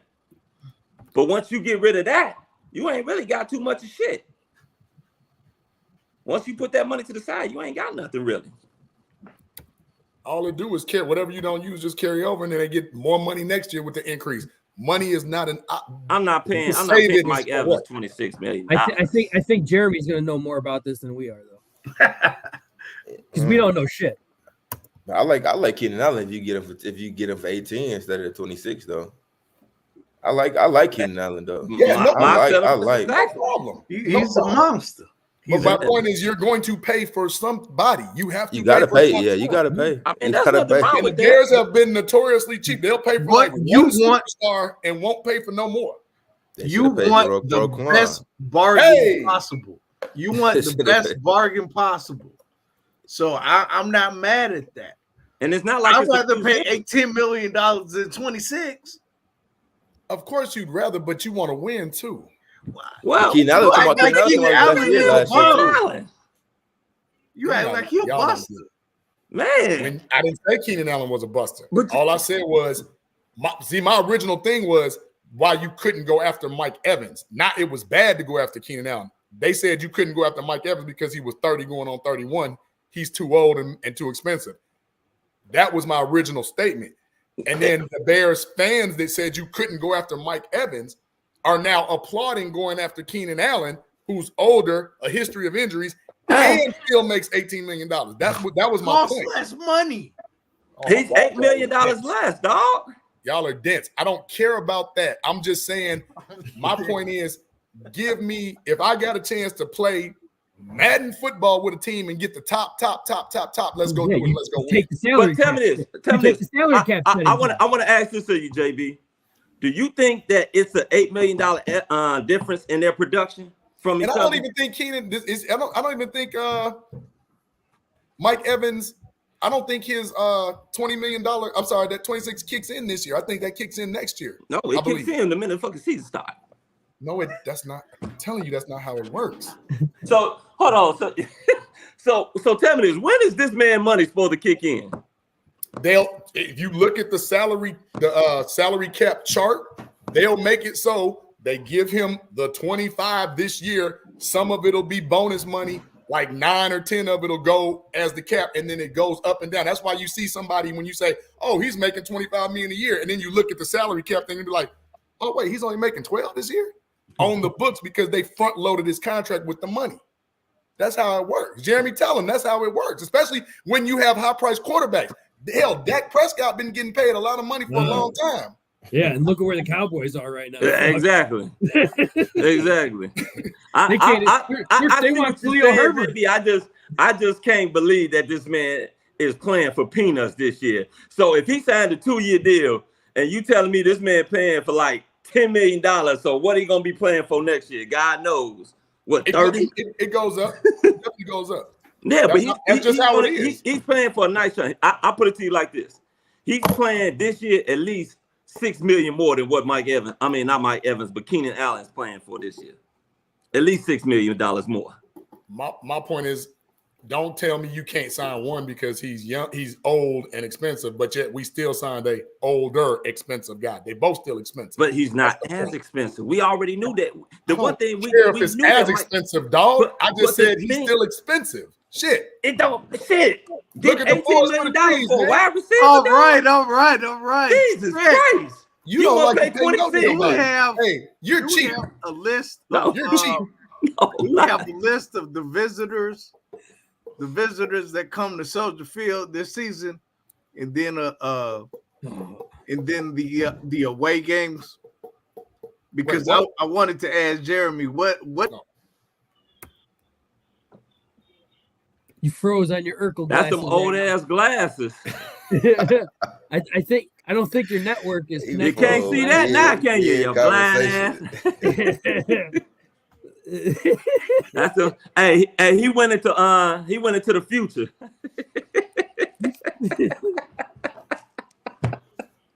I don't know. I guess Jeremy, what he's asking is as far as the teams that the Bears play on the road and who they play this year at home. Of course, naturally, the NFL, the schedule hasn't come out exactly with the exact dates that they're going to play, but we do know who they're going to be playing on the road and who they're going to be playing at home. Because if I'm not mistaken, fellas, they do have a game in London this year, right? Yeah. They do. Is it against the Jags? I don't know. I can't remember. Then there'll be a London team in a minute.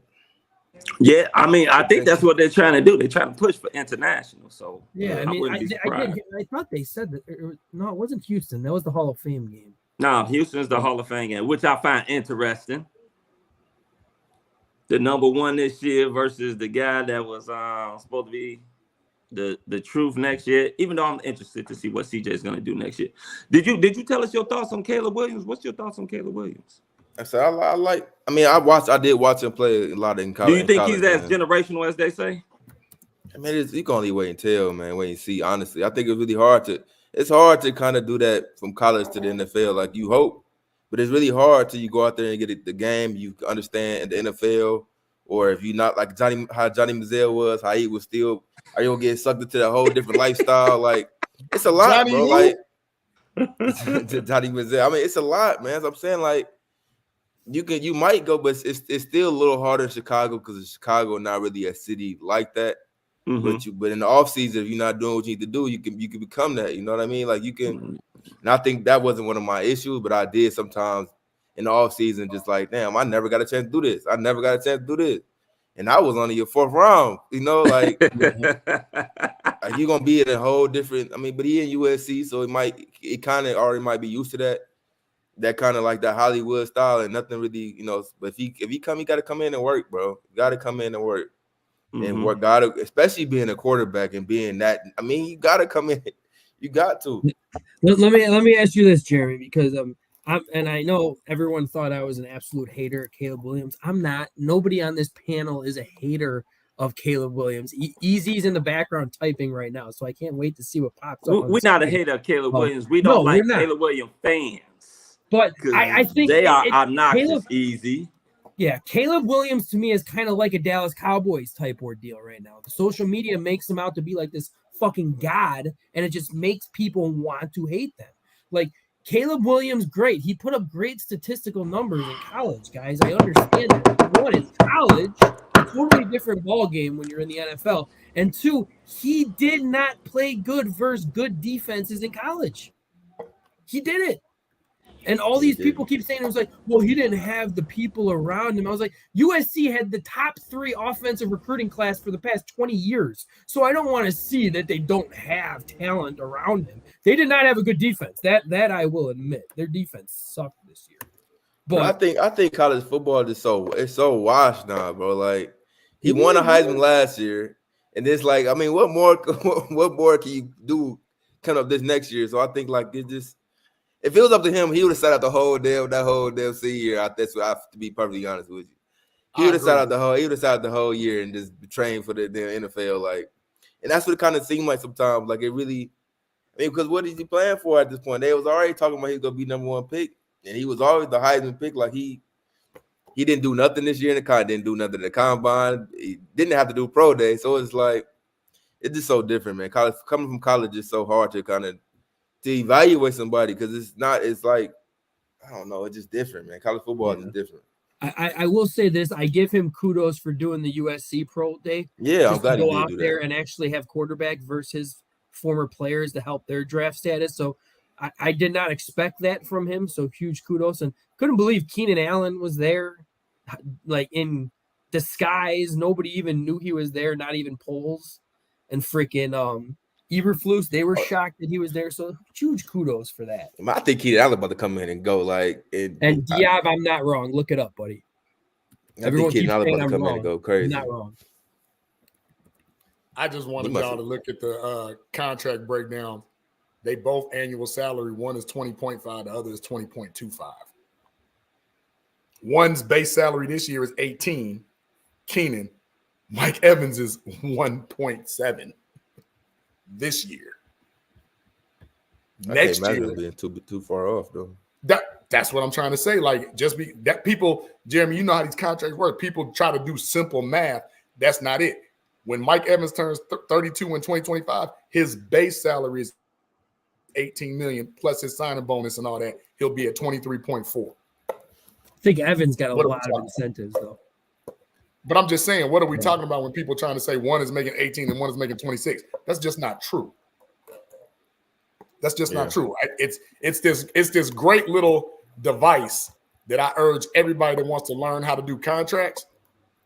Go ahead and look at it. It's called Spot Track, and they break down everybody's contract and their projections all the way up to their to the end of their contract. Signing bonus, average salary, cap hits, dead cap, incentives, all that. It breaks it all down. I want to question this comment right here. I never said or attacked Caleb Williams for not participating in any event. Like, where is that coming from? I don't think I said any of that. I can give 2 shits about the combine. I can give 2 shits about the pro days. I can care less about any of that type stuff. Nobody, like, as we always said for our former Hall of Famer that we had on here, Warren Sapp, is like, there ain't no bench press at the 50-yard line when you're playing in an NFL football game. Nobody gives a shit. I don't give a shit that Caleb Williams didn't do the combine. I don't give a shit that Marvin Harrison Jr. didn't do the combine. They knew where they were going in this draft. Why participate in something where they can possibly get themselves hurt in?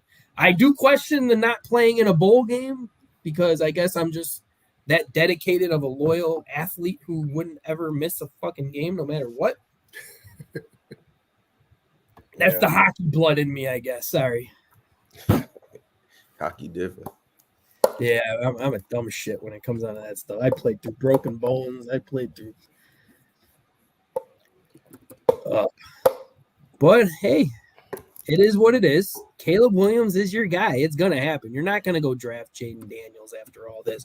If you drag Dre May, whatever the fuck his name is, like you just signed your death certificate on that one because the Bears are gonna hate you forever after that one. It's nothing against him. It's just but here's the thing. Let me ask you this, because everybody, like, I don't know if you heard us earlier, Jeremy, but I'm just gonna double back and bring this to your attention. Comparing that man to Patrick Mahomes, when nobody thought Patrick Mahomes was going to be Patrick Mahomes when he was in the draft. Otherwise, the Bears should have drafted him or Deshaun Watson, right? That's one. 2, everybody's saying, oh, you can't pass on C.J. Stroud. nobody was calling CJ Stroud generational best quarterback last year. They were talking about Bryce Young, and they were talking about how bad CJ Stroud did on the Wonderlic test. Yeah. They weren't talking about, you know what I'm saying? So now when it comes to this guy, another media trip, oh, he's a can't miss generational dude, this, that, and the third. But they don't look at his losses. They don't look at the wins where he only threw one touchdown and had lower than 60% completion percentage. They don't look at the games where he, I'm not going to say quit on the team, but where he just didn't do well against top 5 defenses. They don't look at how soft the Pac-12 is defensively as opposed to playing in the SEC, Big 10, or Big 12. Yeah. They don't look at any of that. But how do we know, while we're saying he's the next Patrick Mahomes, that he's not the next Zach Wilson? We don't know. You don't. It's hard. That's all I'm saying. It's hard. It's really hard to evaluate all that, especially the conference he's in. They don't play defense. You really just throwing the ball over the damn. I mean, you're throwing the ball all over the field, bro. Like it's crazy, but it's hard to really know until you really go see somebody play. Like it's hard, man. You really got to go play in the NFL and then get used to the NFL, everything about the NFL before you can really evaluate. But everybody has to give your opinion, I guess, their opinion, and everything. But I'm just waiting to see. But I know it's hard. Though? Can it be based on some facts, some merit? Like my little joke is I call him Caleb Manziel because if you look at, and ironically, who was Johnny Football's best wide receiver? Mike Evans. It's true. Go figure, right? But he plays very similar to him. Very similar. The difference is that Big 12, they're going to hit you in the mouth offense and defense. That's the difference. SEC, Big 10, they're going to do the same. I'm letting people know that window that he think he had playing against Pac-10 people, that ain't the same window. No, it's going to be different. But I think the thing with him about, Johnny Manziel was that off the field. So I think if he mature off the field and mature to how to handle the fame, and handle everything that's coming. It's got a lot coming this way. A lot. Yeah, that's the big question. If he mature enough to handle it, that's gonna be the biggest thing. Like, because I think he could play. Obviously, he could play. But the kid can play. He's very talented. Can he handle everything mature enough off the field and to handle himself the right way as the QB1 of the Chicago Bears and be able to do that? Like, and be, I think that's still be the question. But he is older though, because how long is in college? 3 years. Yeah, he was in college. He's only I think he's 22 years old. He had Oklahoma and 2 at USC. Yeah, just 3, a little older. So I'm saying, man, I think. Yeah, he's only 21 years old. So yeah, I hope he, Yeah, I want to ask you, Jeremy. When it pertaining to you being in the locker room or whatnot, Jalen Johnson came out and had said some comments that some people found offensive, others did not, about basically that Caleb was going to have to come into here and not bring that Hollywood style mentality with him. That's what he said. Now, what do you think? What do you think about that? As far as, is that something that he said that's maybe that went a little bit too far, or you think that it's okay? Because he did sit up there and say that he's going to come in, he's going to allow the kid to get a chance. You know what I'm saying? He's going to support him and everything. He just said that you coming in here to work. None of that Hollywood shit. That's what I'm saying. I think Chicago is a blue collar team, bro, all the way around. I was there. Like, when I was there, and I've been in a lot of other teams. I've been to Atlanta, I've been to Miami, and like I said, the locker room is totally different vibe. Chicago is a blue collar city, a blue collar locker room. The players is blue collar. Like, that is really not too many Hollywood. Now I'm trying to think if anybody on the team I was there was like Hollywood, and everybody making money. Everybody making good money. I don't think nobody's really there Hollywood. It's like you got to come in and work type city, type environment. It's way different than USC, honestly. Mm-hmm. So I think this coming with that blue collar mentality, and I don't think nothing was wrong with that, because obviously he been there. He been on the losing teams. He want to win. I think right now he got his bag, especially now he want to win, man. I think that's what he's trying to do, establish a winning environment. It ain't really trying to establish a winning environment. I think ain't nothing wrong with that. Okay, because I was just wondering that because coming from the NFL and you being in the locker room and knowing how guys read the temperature up in there, you had a lot of people that were coming out and saying that, oh man, he just needs to shut up. He don't need a lot of Caleb. Like I said, I know personally, I don't have anything against Caleb. But his supporters, the Caleb tramp stampers that I call them, you know, these guys it's like you can't say shit about him. Oh, you don't want to offend him. Fuck offending him, because if Welcome that to shit Chicago is gonna offend him, then you don't need to come offended. to Chicago. You take your ass, stay your ass in LA, try to make some type of trade or something. Go somewhere where they won't hurt your fucking feelings, because that is not Chicago. We're going to win. Anybody kissing nobody ass in there? No ass kissing. None. Ain't nobody there kissing ass. Cause everybody, it's a job, man. Everybody coming to clock in. This is where you coming to clock in. Yeah. Like, man. Oh, it's some local media that do a lot of ass kissing. Easy, shut the fuck up. You a Caleb tramp stamp. I'm gonna call it out like it is. I ain't gonna sit up there and bite my tongue. You a fucking Caleb tramp stamp. I go back with your ass and your little friends on Facebook too about Caleb. You say any little thing, your California ass, you get sensitive too. Hey, he is from California. Yeah, California shit. All he was sitting up there saying was he's gonna come in. He wants to get a kid a chance. He's gonna support him, everything. He just said, "Don't bring the Hollywood shit." Everybody else sits up there, and He's probably the hardest defense Oh, he's played all he college. can't say that about Caleb. I mean, you coming in and you're hurting his feelings before he even gets in the locker room. Fuck out of here. Well, Caleb coming though, so he ain't got no choice. Yeah, I mean, he coming. He coming. Shit. And now tell me this: you being a football player and throughout your time watching the NFL and your history as far as with the NFL, have you ever seen a number one quarterback that's been drafted number one overall come into a better situation than what he's coming into? Two number one wide receivers, a top 10 defense potentially, two good tight ends, a good running back, and above to average offensive line. You have a lot of young, good offensive line pieces. Still need a center, though. Yeah, no, I don't think I have. Not the way it came together so fast, though. Like, it came together with a veteran receiver. You can get a veteran receiver is good. I don't think I have, man.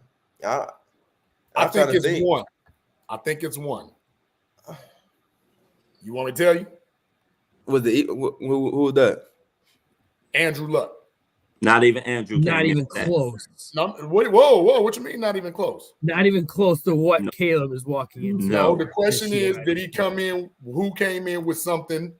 Number one, remember that Indianapolis team had just come off of a Super Bowl and multiple playoff appearances with Peyton Manning. The only reason the team was bad was because Peyton Manning got hurt. They still had multiple pieces, Jeff Saturday and them boys. They weren't a bad team. Nobody's saying they. First of all, they didn't have two number ones. They didn't have two. Damn, what the fuck is that? Did you just hit a bunch of balloons? They did. Yeah, that's the kids. The kids' iPad, man. Oh, I'm like, what the hell did you do? I said, man, what the fuck is that? Stop pressing buttons. That was awesome, man. I mean, he comes in with two number one legit wide receivers, two good tight ends, a very good running back, an average to above average offensive line, and then don't forget he's coming in with a projected top 10 defense. Even Andrew Luck didn't come in with that because Indianapolis defense is one that I can't say that. I mean, because you forget he came in with T.Y. Hilton and T.Y. wasn't number one though. I said that's pretty good. No, I'm not saying that ain't good, but I'm talking about with those type of pieces though. I mean, all right, so let's say he came in with a Reggie Wayne. Was it Reggie Wayne? Yeah, they had Reggie Wayne and T.Y. They had Reggie Wayne and T.Y. But who were they two? Who were they two? They two tight ends, and who was they running back? I don't know because I think what's the name had left by then. What's my man that wore number 4, Dallas Clark? I think he was gone by then. I think Dallas was gone by then. Dallas was gone right then. I want to say they didn't have Edrin because Edrin went to Phoenix. I mean to the Cardinals, right? And played with I want to say Carson Palmer or something like that. But I believe it was. I think it was like wasn't it like Donald Brown or somebody like that or. Was they running back? Yeah, I think he was like wasn't somebody like that? I remember somebody from the video game, right? No, Fleener wasn't shit. Fleener was okay. And what year was it? Who was that? Fleener? That was Kobe tight Fleener. end. Yeah. Kobe Fleener from was he from? Yeah, he was all right. He was decent. He was decent. decent. I remember Fleener. Yeah, Fleener was decent. I forgot about him. I forgot. No, Fleeting was decent, but I'm not comparing. I'm just saying the last time I saw a rookie quarterback come into a ready to go made team was that team. That's what I was saying. Oh yeah, well, not to the caliber of what we have now. I said the last time I've seen it, it was like, oh my God, Peyton Manning got hurt. We suck. Oh, there's Andrew Luck. Let's get him. You know what I'm saying? I mean, that's what I'm saying. Yeah. How did Bears get the number 1 pick? It's from being the worst team. It's not from them. It's from Carolina. They got it from Carolina. They got the trade, and I think that's what established them to be in that position of not being the worst team. Yeah, and that's what we were basically saying, that we know naturally that the Bears got it, the number 9 pick. You know, that would have been their pick, but they got the number 1 from Carolina being so bad. So Jeremy, this is why we got him. Oh, here you go. I'm tired of seeing that goddamn. Who was that? That was the team that gave us the number 1 pick this year. Oh yeah. And we're all wondering why Bryce Young wasn't good this year. That was his wide receiver. He jumped the wrong way. He jumped the wrong way. He jumped the wrong way. But I think that helped though with them get that trade. They wasn't bad last year at all. But see, that's what I'm saying. Bad. Everybody thought Bryce Young was supposed to be the can't. Hey man, to get Bryce Young, like he's good. I can't. He's a little small. Bryce Young, man, motherfucker was little as hell. Yeah, he was the consensus number 1 pick that most teams had. Nobody saw Stroud coming in like this. No. At all. But that's why I was saying about them Ohio State quarterbacks, man. It's hard. It's so hard when you go on a good team because the talent's so much different than the other teams you playing. Like, they throwing them Alabama, you throwing the ball. You got some great receivers out there you throwing the ball to. Ohio State, obviously all-American receivers, man. Just the talent level is so different. Yeah. I was wondering, do you think a lot of these quarterbacks struggle because of maybe the type of offensive systems that they're running in college? Because as we've seen, a lot of these quarterbacks, when they come in, everything is being run from the shotgun where they can be able to identify defenses or they're getting the offensive play calls from the sideline.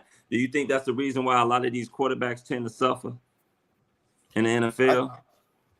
It can be. I think it just really in college, talent, if you're on a good team, your talent take over much more than actually knowing the whole game of football. Like, I'd have been in some room with quarterbacks and you listen, you learn it from quarterbacks because they breaking everything down, they knowing stuff before it already happened. I think that's what they got to develop into, though, is really just seeing the whole field and seeing the defense and putting the work in. Every day, the talent not going to take you in the NFL, not going to take you as far as you want to go. You're going to have to study the film and study the defense and study, and be able to put your input into it. Being able to voice your input of what you think could do better for yourself, and if you, I guess, confident in that, I think coaches listen to that to be able to know what you're talking about and see it get the ways you want to put your touch on the offense. If they can do that, it'll help. But I don't know. But when I'm thinking about Zach Wilson, I'm watching Zach Wilson. Like, I don't know why he's so damn trash.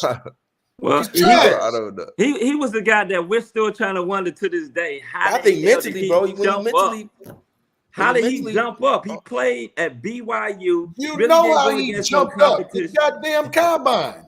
Nah, it wasn't in the combine. He had a great combine thing, which is why I wish they don't have a fucking combine, because all it does is tease you. Man, I don't hate it either, though, because if you go that bad. Throws.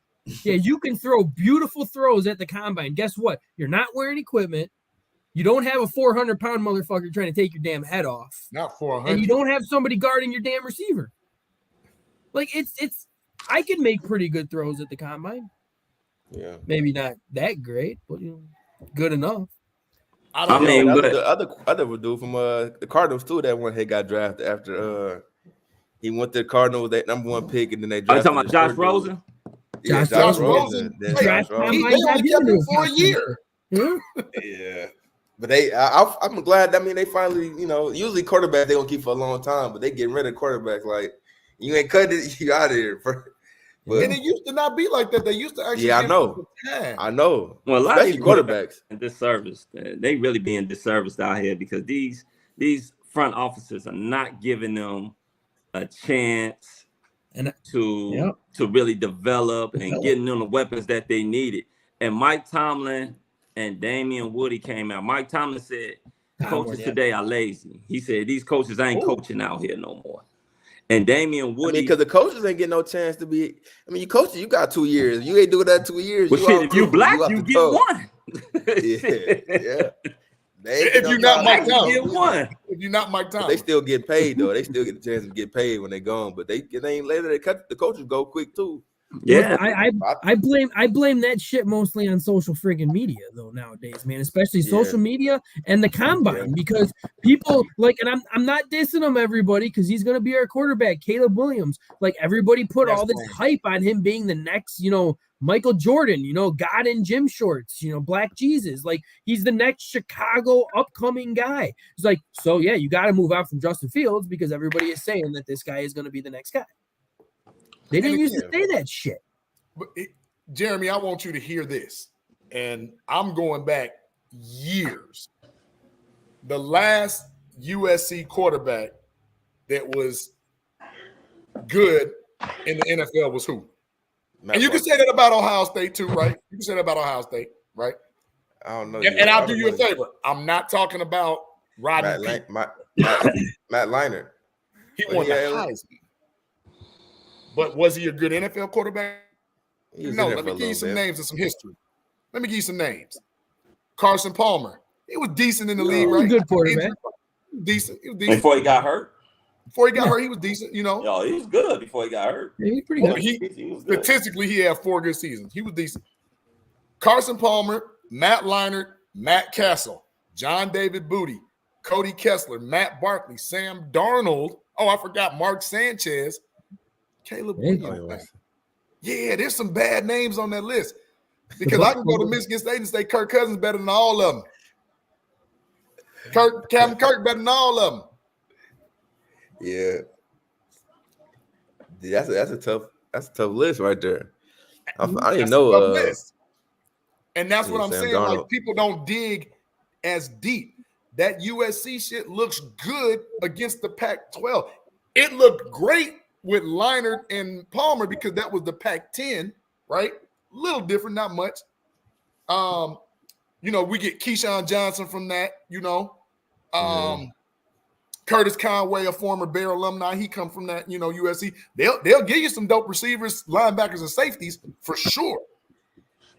But they didn't really give us them good quarterbacks because they run that one read, either quick hit or deep hit, and it don't always transfer over to the NFL. That's why I'm concerned about Caleb, because had he been in a more pro-ready, pro-style offense, I would have felt a little bit better. But we know that air raid ain't worked yet. It worked 1 year with Cliff Kingsbury and Kyler Murray. It worked one time. And I think that's more because Kyler Murray was hard to sack. Yeah. But I think coming in with the pieces he got, man, he got I don't think you're going to have to rely on him like the too much, you feel me? Like to take over the game. I don't think you have to. Like you don't got to put too much on the. He just can't turn the ball over. I mean, you got a good defense, you got a good running back. If he can gotta be a game manager his first year, right? Almost by default, don't he? And then let the game go. Don't try to force it too much too early on. Just let the game come to him. And I think because you got the pieces around to be able to do that, man. Just don't force it. What record you got them going this year, Jeremy? What was they last year? 7-10 last year. Should have been 10 or 11 wins, but Eberflus messed up 3 to 4 games for sure. I give them fighting for like second and third in the division. I think that don't necessarily get you to the playoffs, though. Yeah, I know. I think the Lions they got a chance. They got to capitalize on that division this year. They got to. I think second or third, and maybe like 500, one above. Well, let me give you a rundown. Let me give you a rundown of who they're gonna be playing this year. So at home, they're gonna. Oh, the schedule's out, Fal? No, it's just who they're playing. It's who they playing. It doesn't put the dates on when they playing. Okay. But who they playing. It does say home and away games though. Right. So at home they got Detroit, Green Bay, Minnesota, the Rams, Seattle, Jacksonville, Tennessee, Carolina, New England. Carolina again? Yeah. It should be away. And that group is only Seattle that I think. I mean, on paper, I'm thinking that Seattle's a good team. Seattle is a good team. It's gonna be a tough one. The Rams, Matt That Stafford knows how Jaguars to could beat be Yeah, a I good us. don't one see too, interesting though because Matt they just Stafford knows how fired to their beat coaches us. and everything. They're Yeah. starting over. They still got good players. They still young. The Rams still young too though. Besides, Yeah. Quarterback, and then Yeah, but they lost Aaron Donald now. Then That Aaron took Donald a gone. step back. Yeah, and they don't have a lot of draft capital. I don't think either. Like they're I gonna think they get their capital back next those year. are home next year, games. is it? Okay. Yeah, these are home games. And that Jacksonville game could be kind of funny too, depending on. Man, Jacksonville they lost pieces though, or they lost the receiver. Really? Yeah, it can still be He got tricky paid though. big money too. A lot You more than I was got willing and to then bet. away you got Arizona, you got San Francisco, you got Houston, you got Indianapolis, and you got Washington. Oh, that schedule don't sound too. I mean, Nah, San ain't the Francisco. toughest schedule. Nah, Yeah, San Francisco gonna be a good one. I don't know what that Houston gonna be a good one. Hey, Houston gonna be a. Oh my God, Houston they got gonna be a good Will one. Anderson and Daniil Hunter coming off that edge. Oh, But they got a Lord chance. help I'm saying this year they got a chance, man, to be a good team. I mean, a good solid record. Yeah, Lord help because ain't nobody really in that schedule like this that far ahead of them. Yeah. So you think because I was saying this too. I think that it'd probably be best served that they make Caleb Williams this year just be a game manager. Don't try to have him do too much because, like we were saying earlier, he's already set up. You got 2 number 1 wide receivers. You have 2 good tight ends. You got a good running back core. You got an average to above average offensive line, and you got a projected top 10 defense. And you got to run back and catch a ball at the backfield, so that help too to be able to. I'm saying long. And that's the thing about playing quarterback though. He's not like that's what you gonna have. You don't have to. He didn't have to. He didn't have to. Yeah, he never had to there when he was playing in college. Didn't have that's almost like a sack to him to have to check it down. He's not trying to do that. Yeah, but in the league, if he can learn to do that, I think that's what make the Peyton Mannings and the Tom Brady's to check it down. If he can watch, learn from them guys like that make good quarterback. Yeah, he'll be ready to run around crazy. You see, trying to be hurt. You want to, last. Yeah, that's true. Yeah. I mean,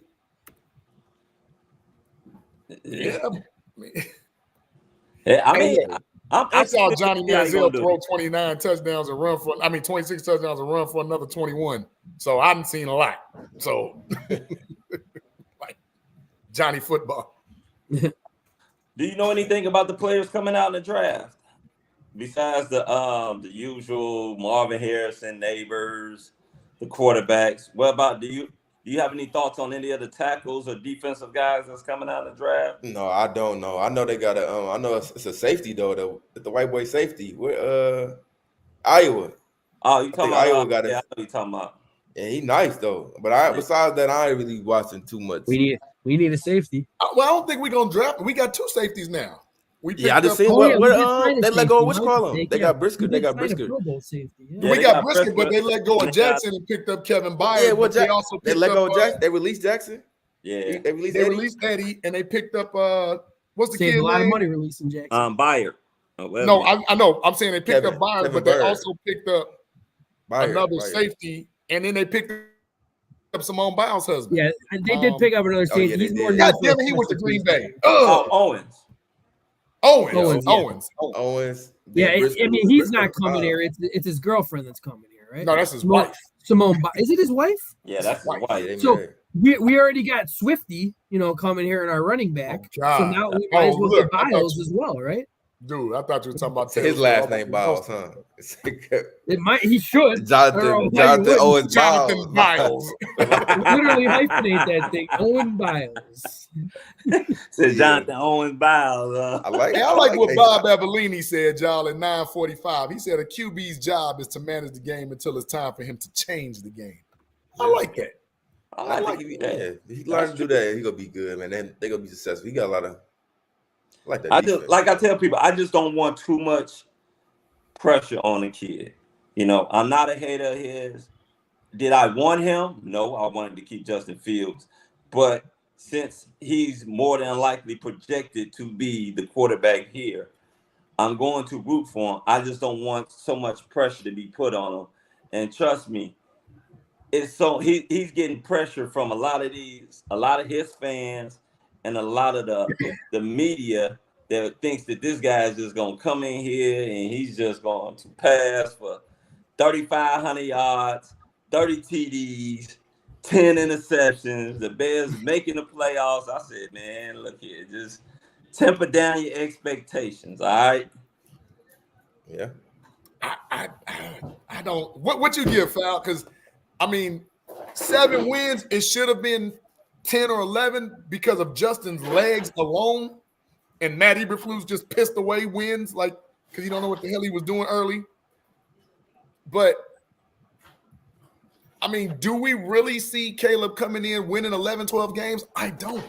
I put it to you like this: Mike Tomlin is a coach that I really respect. First, A guy that's never had a losing fucking season. He's been coaching for at least 10 to 12 years and has never had a losing season. And this guy said that Justin Fields is oozing with potential.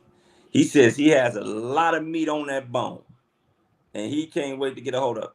But that's coming from the quarterbacks he got too, who he had at quarterback. He has Russell Wilson already sitting in that line. He didn't have no other quarterback last year. He ain't had nobody since Ben Roethlisberger though. To be honest with you. So none of them had potential. I'm just going off of what Mike said. I would have loved to see what he's been able to do with this. Brother Bullets. And by you being in the off, you was a running back. Tell us, do a lot of these coaches, do they actually, is it their egos where they don't design an offense suited around the quarterback's talents, that they just want the quarterback to, use their system, no matter if it's not a good fit for them? I think because you come with as an OC, I feel like you come with your own playbook. But I think you gotta adapt yourself to the game. But our OC, well, Adam Gase, his offense was so easy. It was easy to learn. It was friendly to everybody. I love Adam Gase. I love his offense. He was good, but he wasn't a good head coach.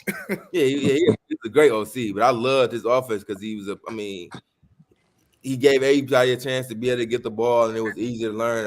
Adaptable. But I don't know about other OCs. I feel like they are kind of like ego. And that's why they feel like that's why they got the job because of this. They didn't get the job because of the player. They got the job because of who they are. So I think you get a little bit of that. But to be successful, you have to adapt to the player, man. You got to get his strong. You got to put his strong suits in there. You can't just try to force it of what you want to do in there. So if he can learn, to help to adjust some of that, that offense, that air raid into the offense somehow, some way.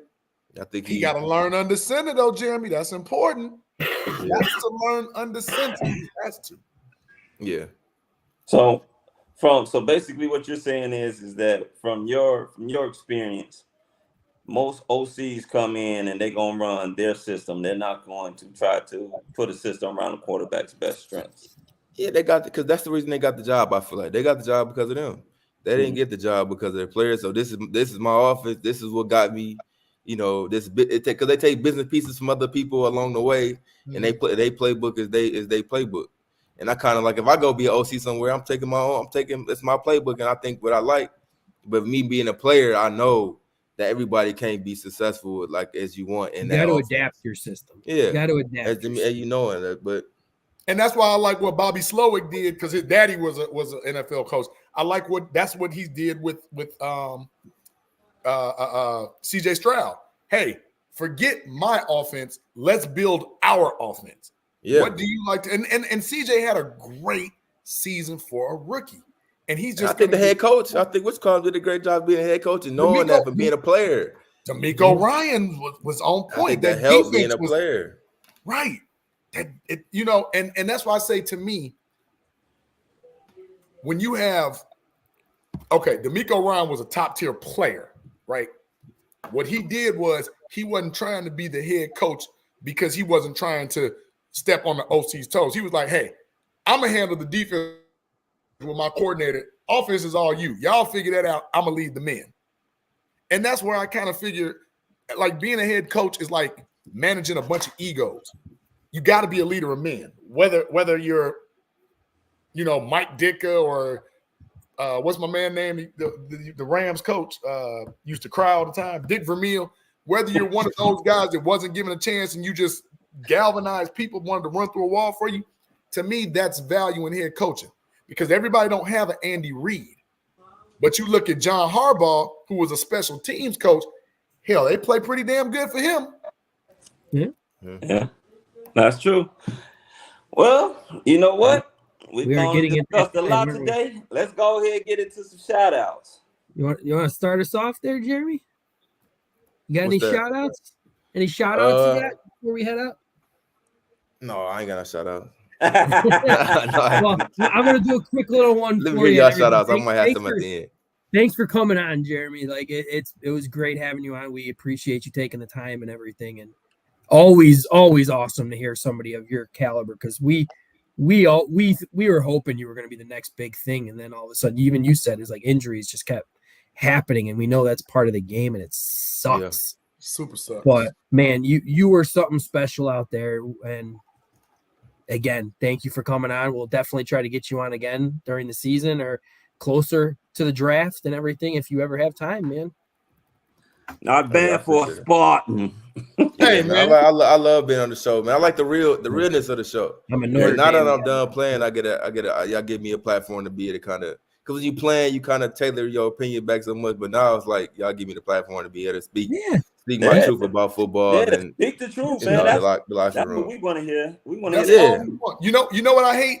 Every time you turn on the TV and you hear, oh, both teams played great and everybody's a hero, everybody's a winner and all that. Sometimes I want to hear people be like, hey, man, to hell with 32. I can't stand him. He's a bastard.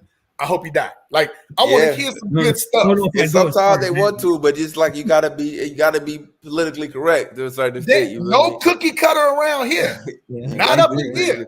You don't have that in Chicago. There ain't no cookie cutters here in Chicago. No cookie. Yeah, but we want to fucking. I definitely appreciate y'all though. Shout out to y'all and y'all. Everybody subscribe to their show. Beautiful show, man. Definitely love the platform y'all doing. When the next time you gonna be in the shop? I'll be in. It's only 4 hours. I hop in the whip all the time and go to Chicago. I actually was thinking about moving back to Chicago. Me and my girlfriend. I'm not familiar because we stayed out there, Vernon Hills. Okay. So I don't really know too much about the others. We was out in Wisconsin, but I don't know too much about the other areas in the suburbs. So we we're gonna go down there. And you always come talk to me, man. I know all about them suburbs. Yeah. Bourbon here, you went back to Michigan? Yeah, I'm in Michigan. Okay. Yeah, but I do definitely looking at some spot down there, somewhere in Chicago though. I just didn't know where, but I'll be down there soon. I know the Bears be having like a golf thing too though. They're coming around in summertime, like alumni golf. Yeah, like I'm trying to hit a charity event or something like that. Yeah, I'm gonna try to do a lot of stuff that this year too. Working on my golf game, so I'm ready. Man, it'll be soon. This summer though, for sure. This summer. When you come, hit us up. Chicago cut on us. We got a link. I will. All right, man. Thanks for coming on, Jerry. Appreciate you, bro. Appreciate you. Y'all be safe. You take care of yourself. Bear down.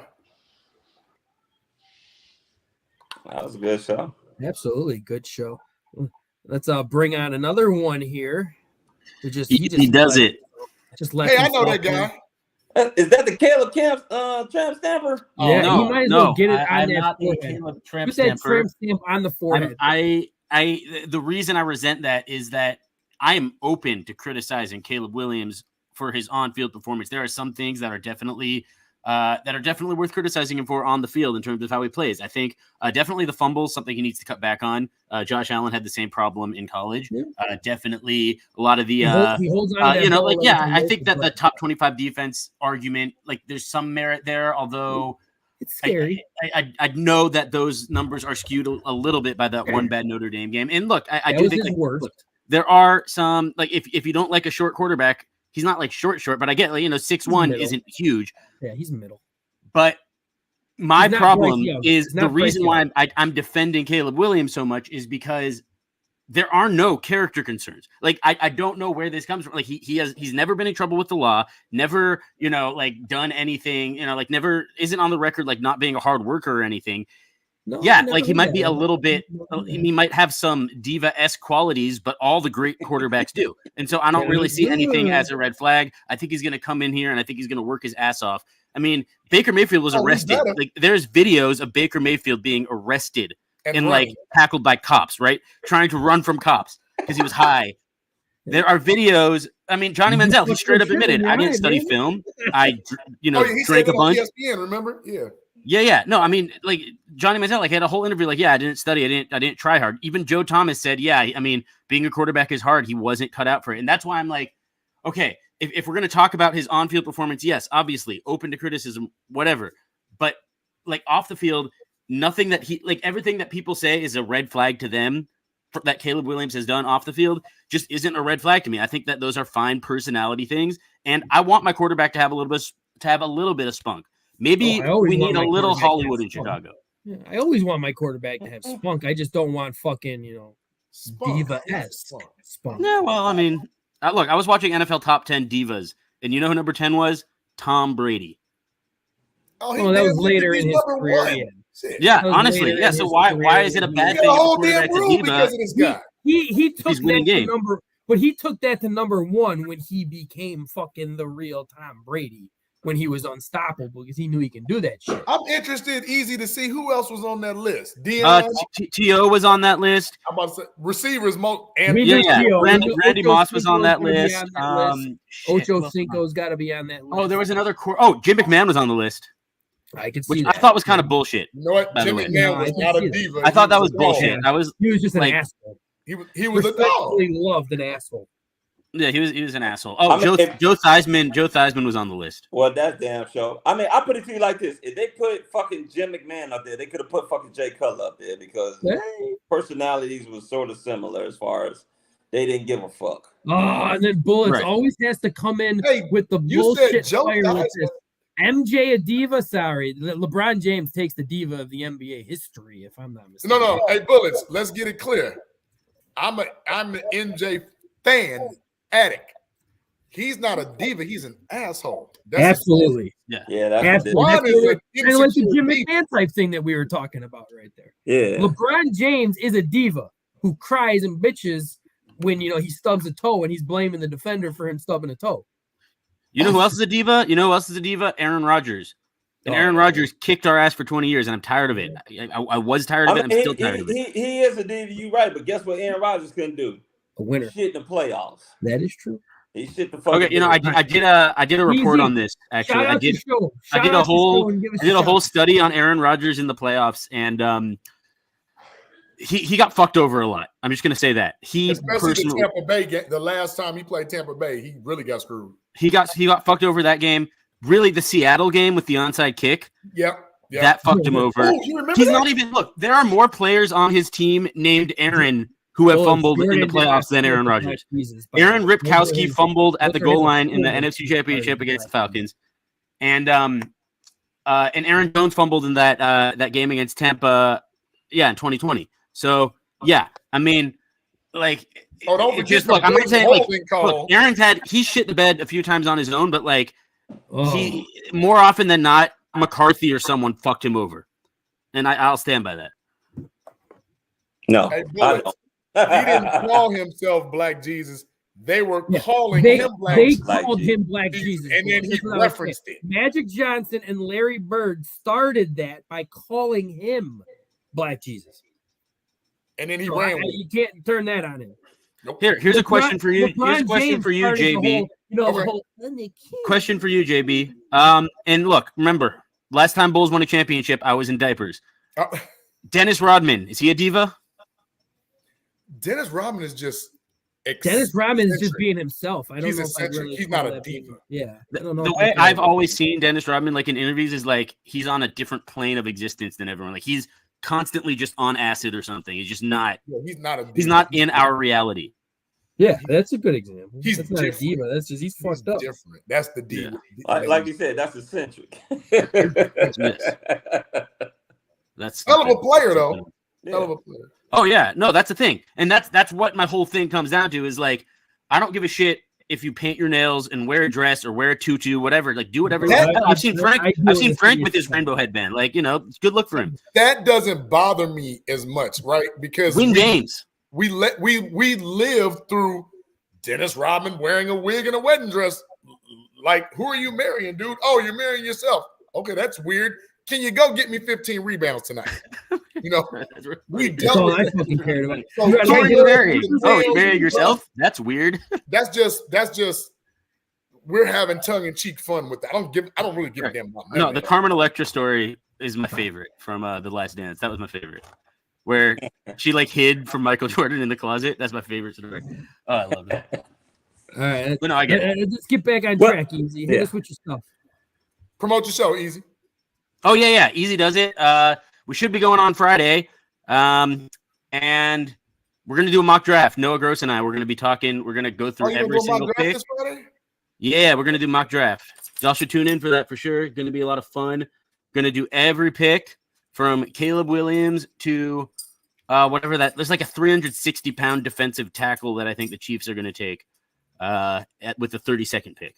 I can't remember who it is. It's not the guy from Illinois. It's not Newton, but there's someone who's really big who I think the Chiefs are going to get at 32. But yeah, we're going to do a whole first round mock draft, picks 1 through 32. And then we'll talk, we'll go more in depth about the Bears picking at 9. That's who they picking? Who, the Chiefs? Nope, nobody's running away After from them just signing Chris Jones? Started that. No, I think that they need someone, because if Chris Jones is the 3 technique, they need someone for the 1, don't they? They are, but they got a platoon of guys. I'm thinking if Xavier Worthy is available at 32, that's what they get. I could save it for your show, Easy. Yeah, we'll save it for the show. Let's not ruin it. We're also going to be talking about the first white corner in about 25 years, so that's kind of funny. Jason Sehorn. Yeah, since Sehorn, we're getting what's his name, Cooper DeJean from Iowa. Yep, he's cold. He's cold. He's cold. We'll see when he's moved to safety, but yeah. So it's gonna be really. Are you telling me he's about to be Adam Archuleta now? No. I just said that in case Noah's listening specifically to piss him off because he hates when people say that they're gonna move him to safety.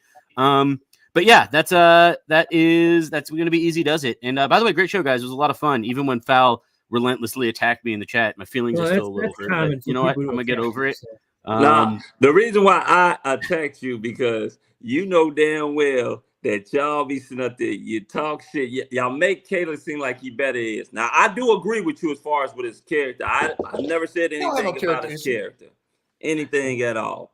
I know he has holes. And then what's crazy is that people really don't talk about his fumbles.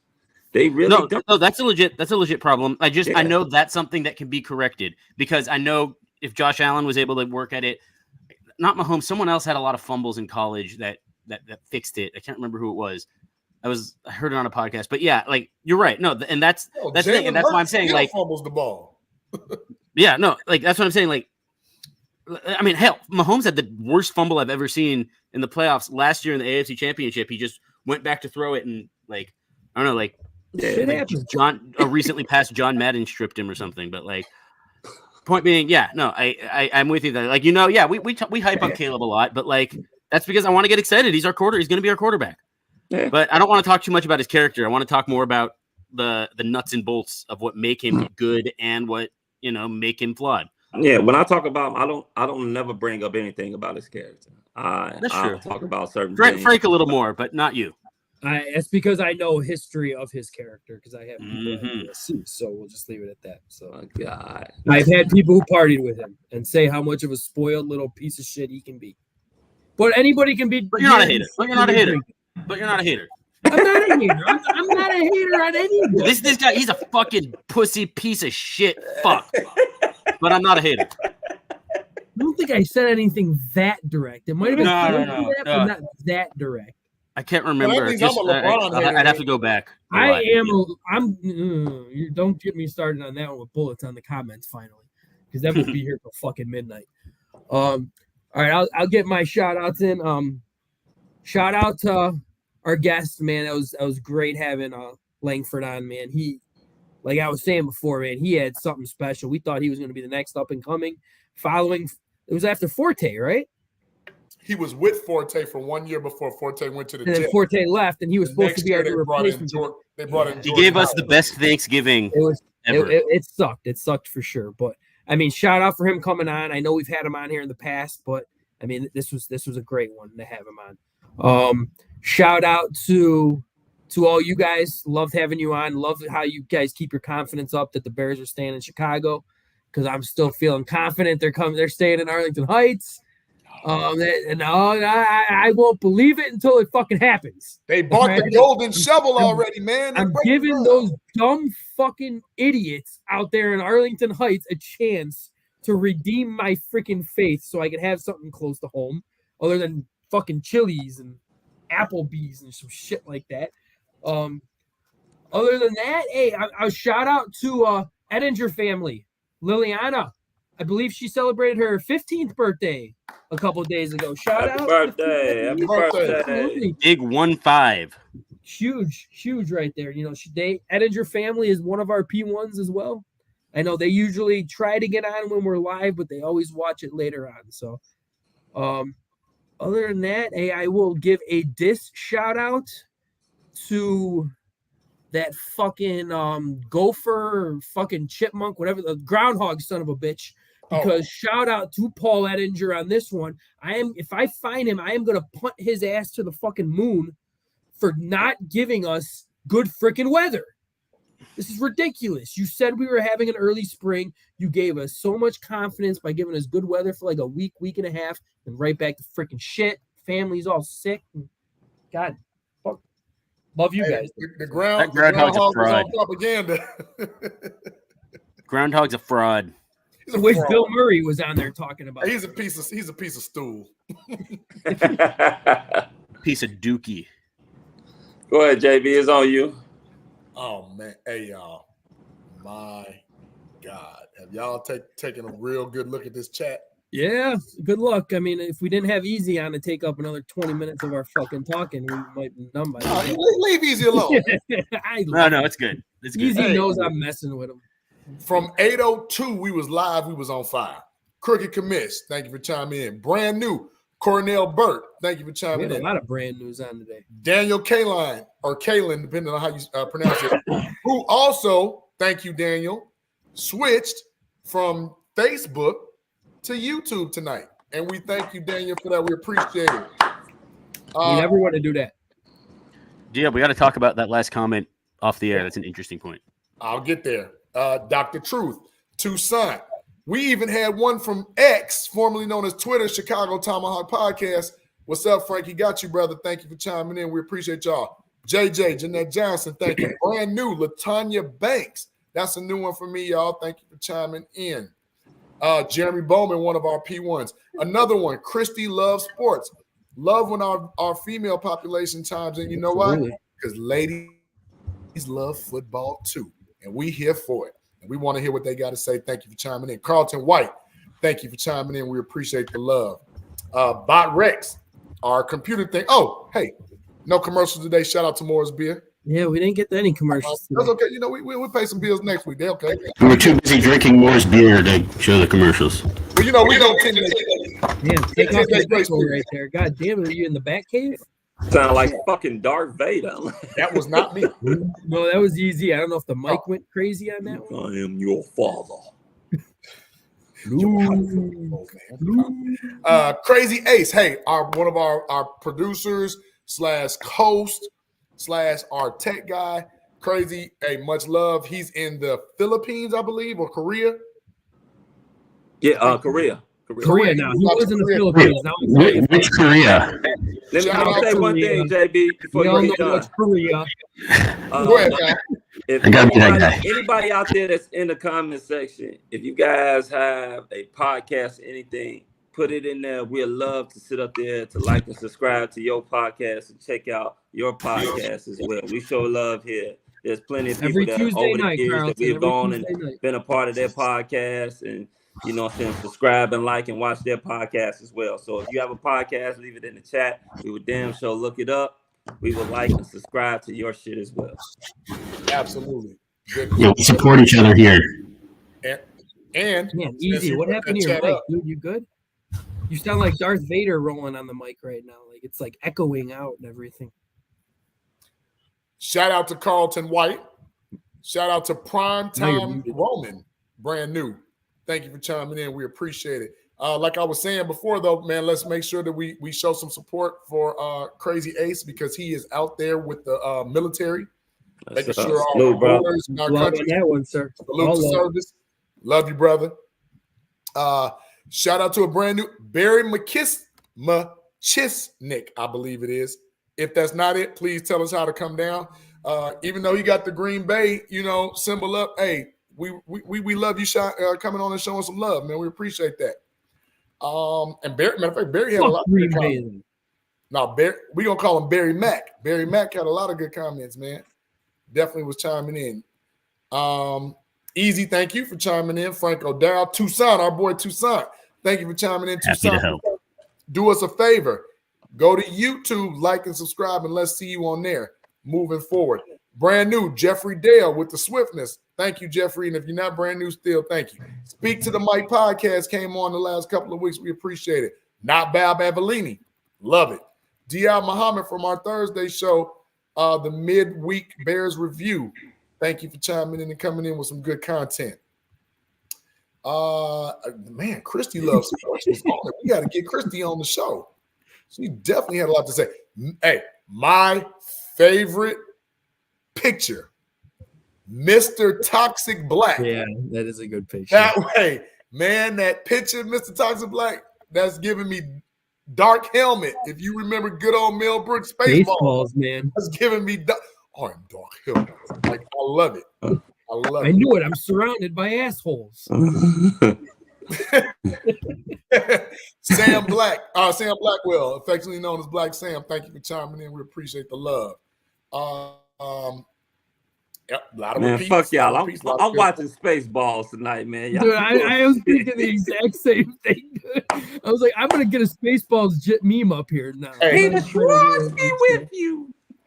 Damn that groundhog, because a gust of cold wind just blew my French window open, and damn it, I wasn't prepared. Wow. Shout out to, let's see, still going with some of the same banter back and forth. Please bear with us, because what we do, if you take the time to put up with our foolishness, we're going to take the time to acknowledge you. Absolutely. Ryan Middlecoff, brand new, Bear Down 930 on Facebook. Thank you, brother. Appreciate the love, and thank you for chiming in. I think we're winding down. We're coming towards the end. Man, Carlton was on it, man. We got to get Carlton on the show, too.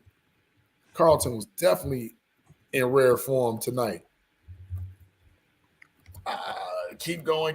This takes a long time. Man, I need my violin music back, Foul. Yeah, we did have a new. I am your father. No, it's sick. The way to screw it up. Now it works. Yep. Okay, I'm definitely coming down the end now. My man, my brother from another Bullets chimed in. He got in late. Bullets, we're going to get you on the Michael Jordan. Oh, here we go. Brand new, 9:54 p.m. Heidi Zimmerman. History will repeat itself. CW will start right away. No vet QB to mentor him. That's my big concern. Such a Bears thing. Heidi, brand new. Thank you for chiming in. Heidi chimed in a couple of times. We appreciate that. Bullets, you said, where's my mom? You know she on here. She'll hit you in a minute. That is about it. As always, shout out to you guys, my brothers. Wouldn't be no show without y'all, because, man, I'll be excited for Tuesdays. Speak with great guests. Shout out to Jeremy Langford. Shout out to Michigan State. Easy, Frank, Foul, Grogu, T-Nick, SB. Thank y'all for being here. We just have great shows. What the hell was that? Fucking Frank. I was looking for the new one that fucking he had. Didn't he make that sounds like somebody about to light some candles and put on some coffee. Like, hold on. Is this the new one right here? Was this the new one he had, man? Man, we're not blowing any fucking. You know what? That just let me know, if anybody out there is a DJ, CCP is in need of a DJ. Call us and let us know what's going on. And last but not least, most affectionately, shout out to the podcast mom, Miss Sandra. We love you. Always there. If we only got one person watching, we know Miss Sandra's that person. We thank you and we love you. That's it. I think you're saying that we need to DJ more. Well, I like that. Okay, let's get to my shout out. First of all, I want to shout out to you brothers, Frank the Tank, JB, our boy T Nick, that's behind the scenes doing something easy. Check out Easy Does It Friday, 8:00 p.m. Central Time.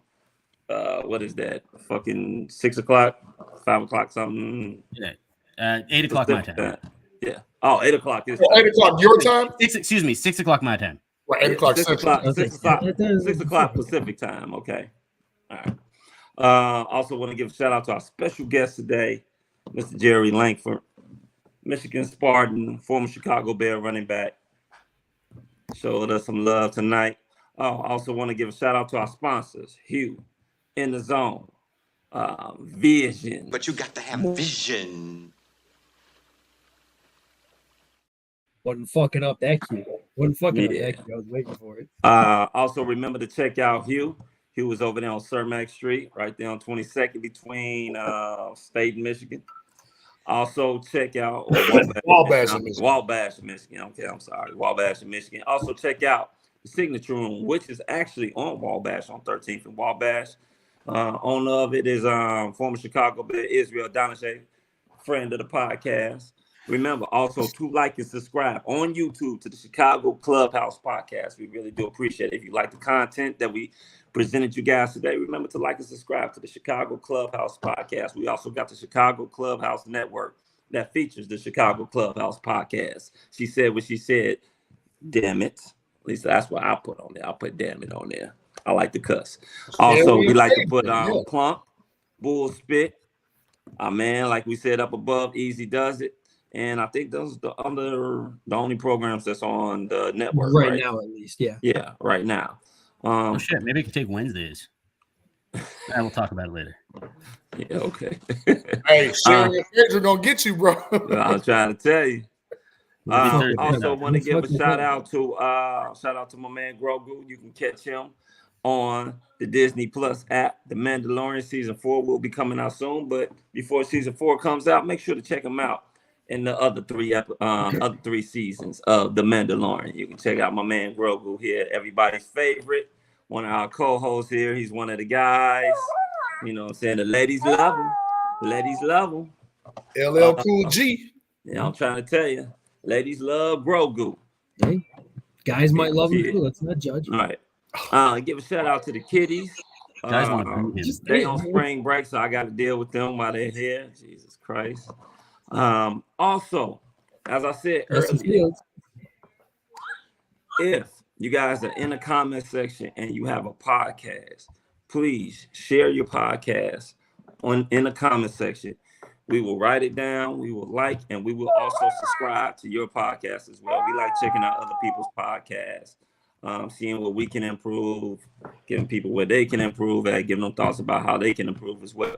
I'm going to keep my shit short. Shout out to the Chicago Bears. Shout out to the Chicago Cubs, the Chicago Blackhawks. Yeah, don't forget. We're all represented. All 4 major Chicago White Sox. Hey, shout out to Wallace Effort. Somebody brand new just chimed in at 10:20. Oh, yeah, that's my cousin right there. Shout out to my cousin, Wall Effort.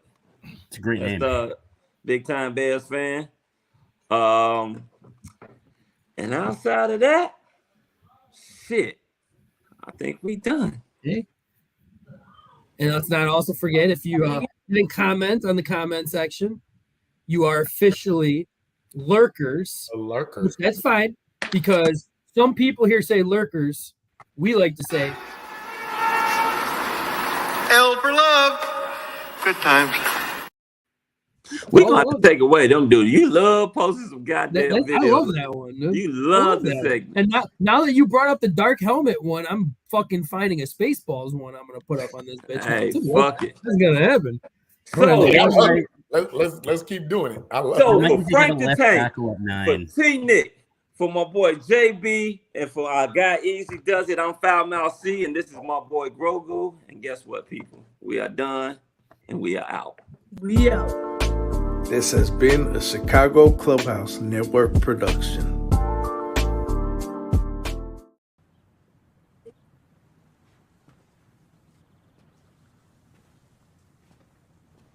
You're still here. It's over. Go home.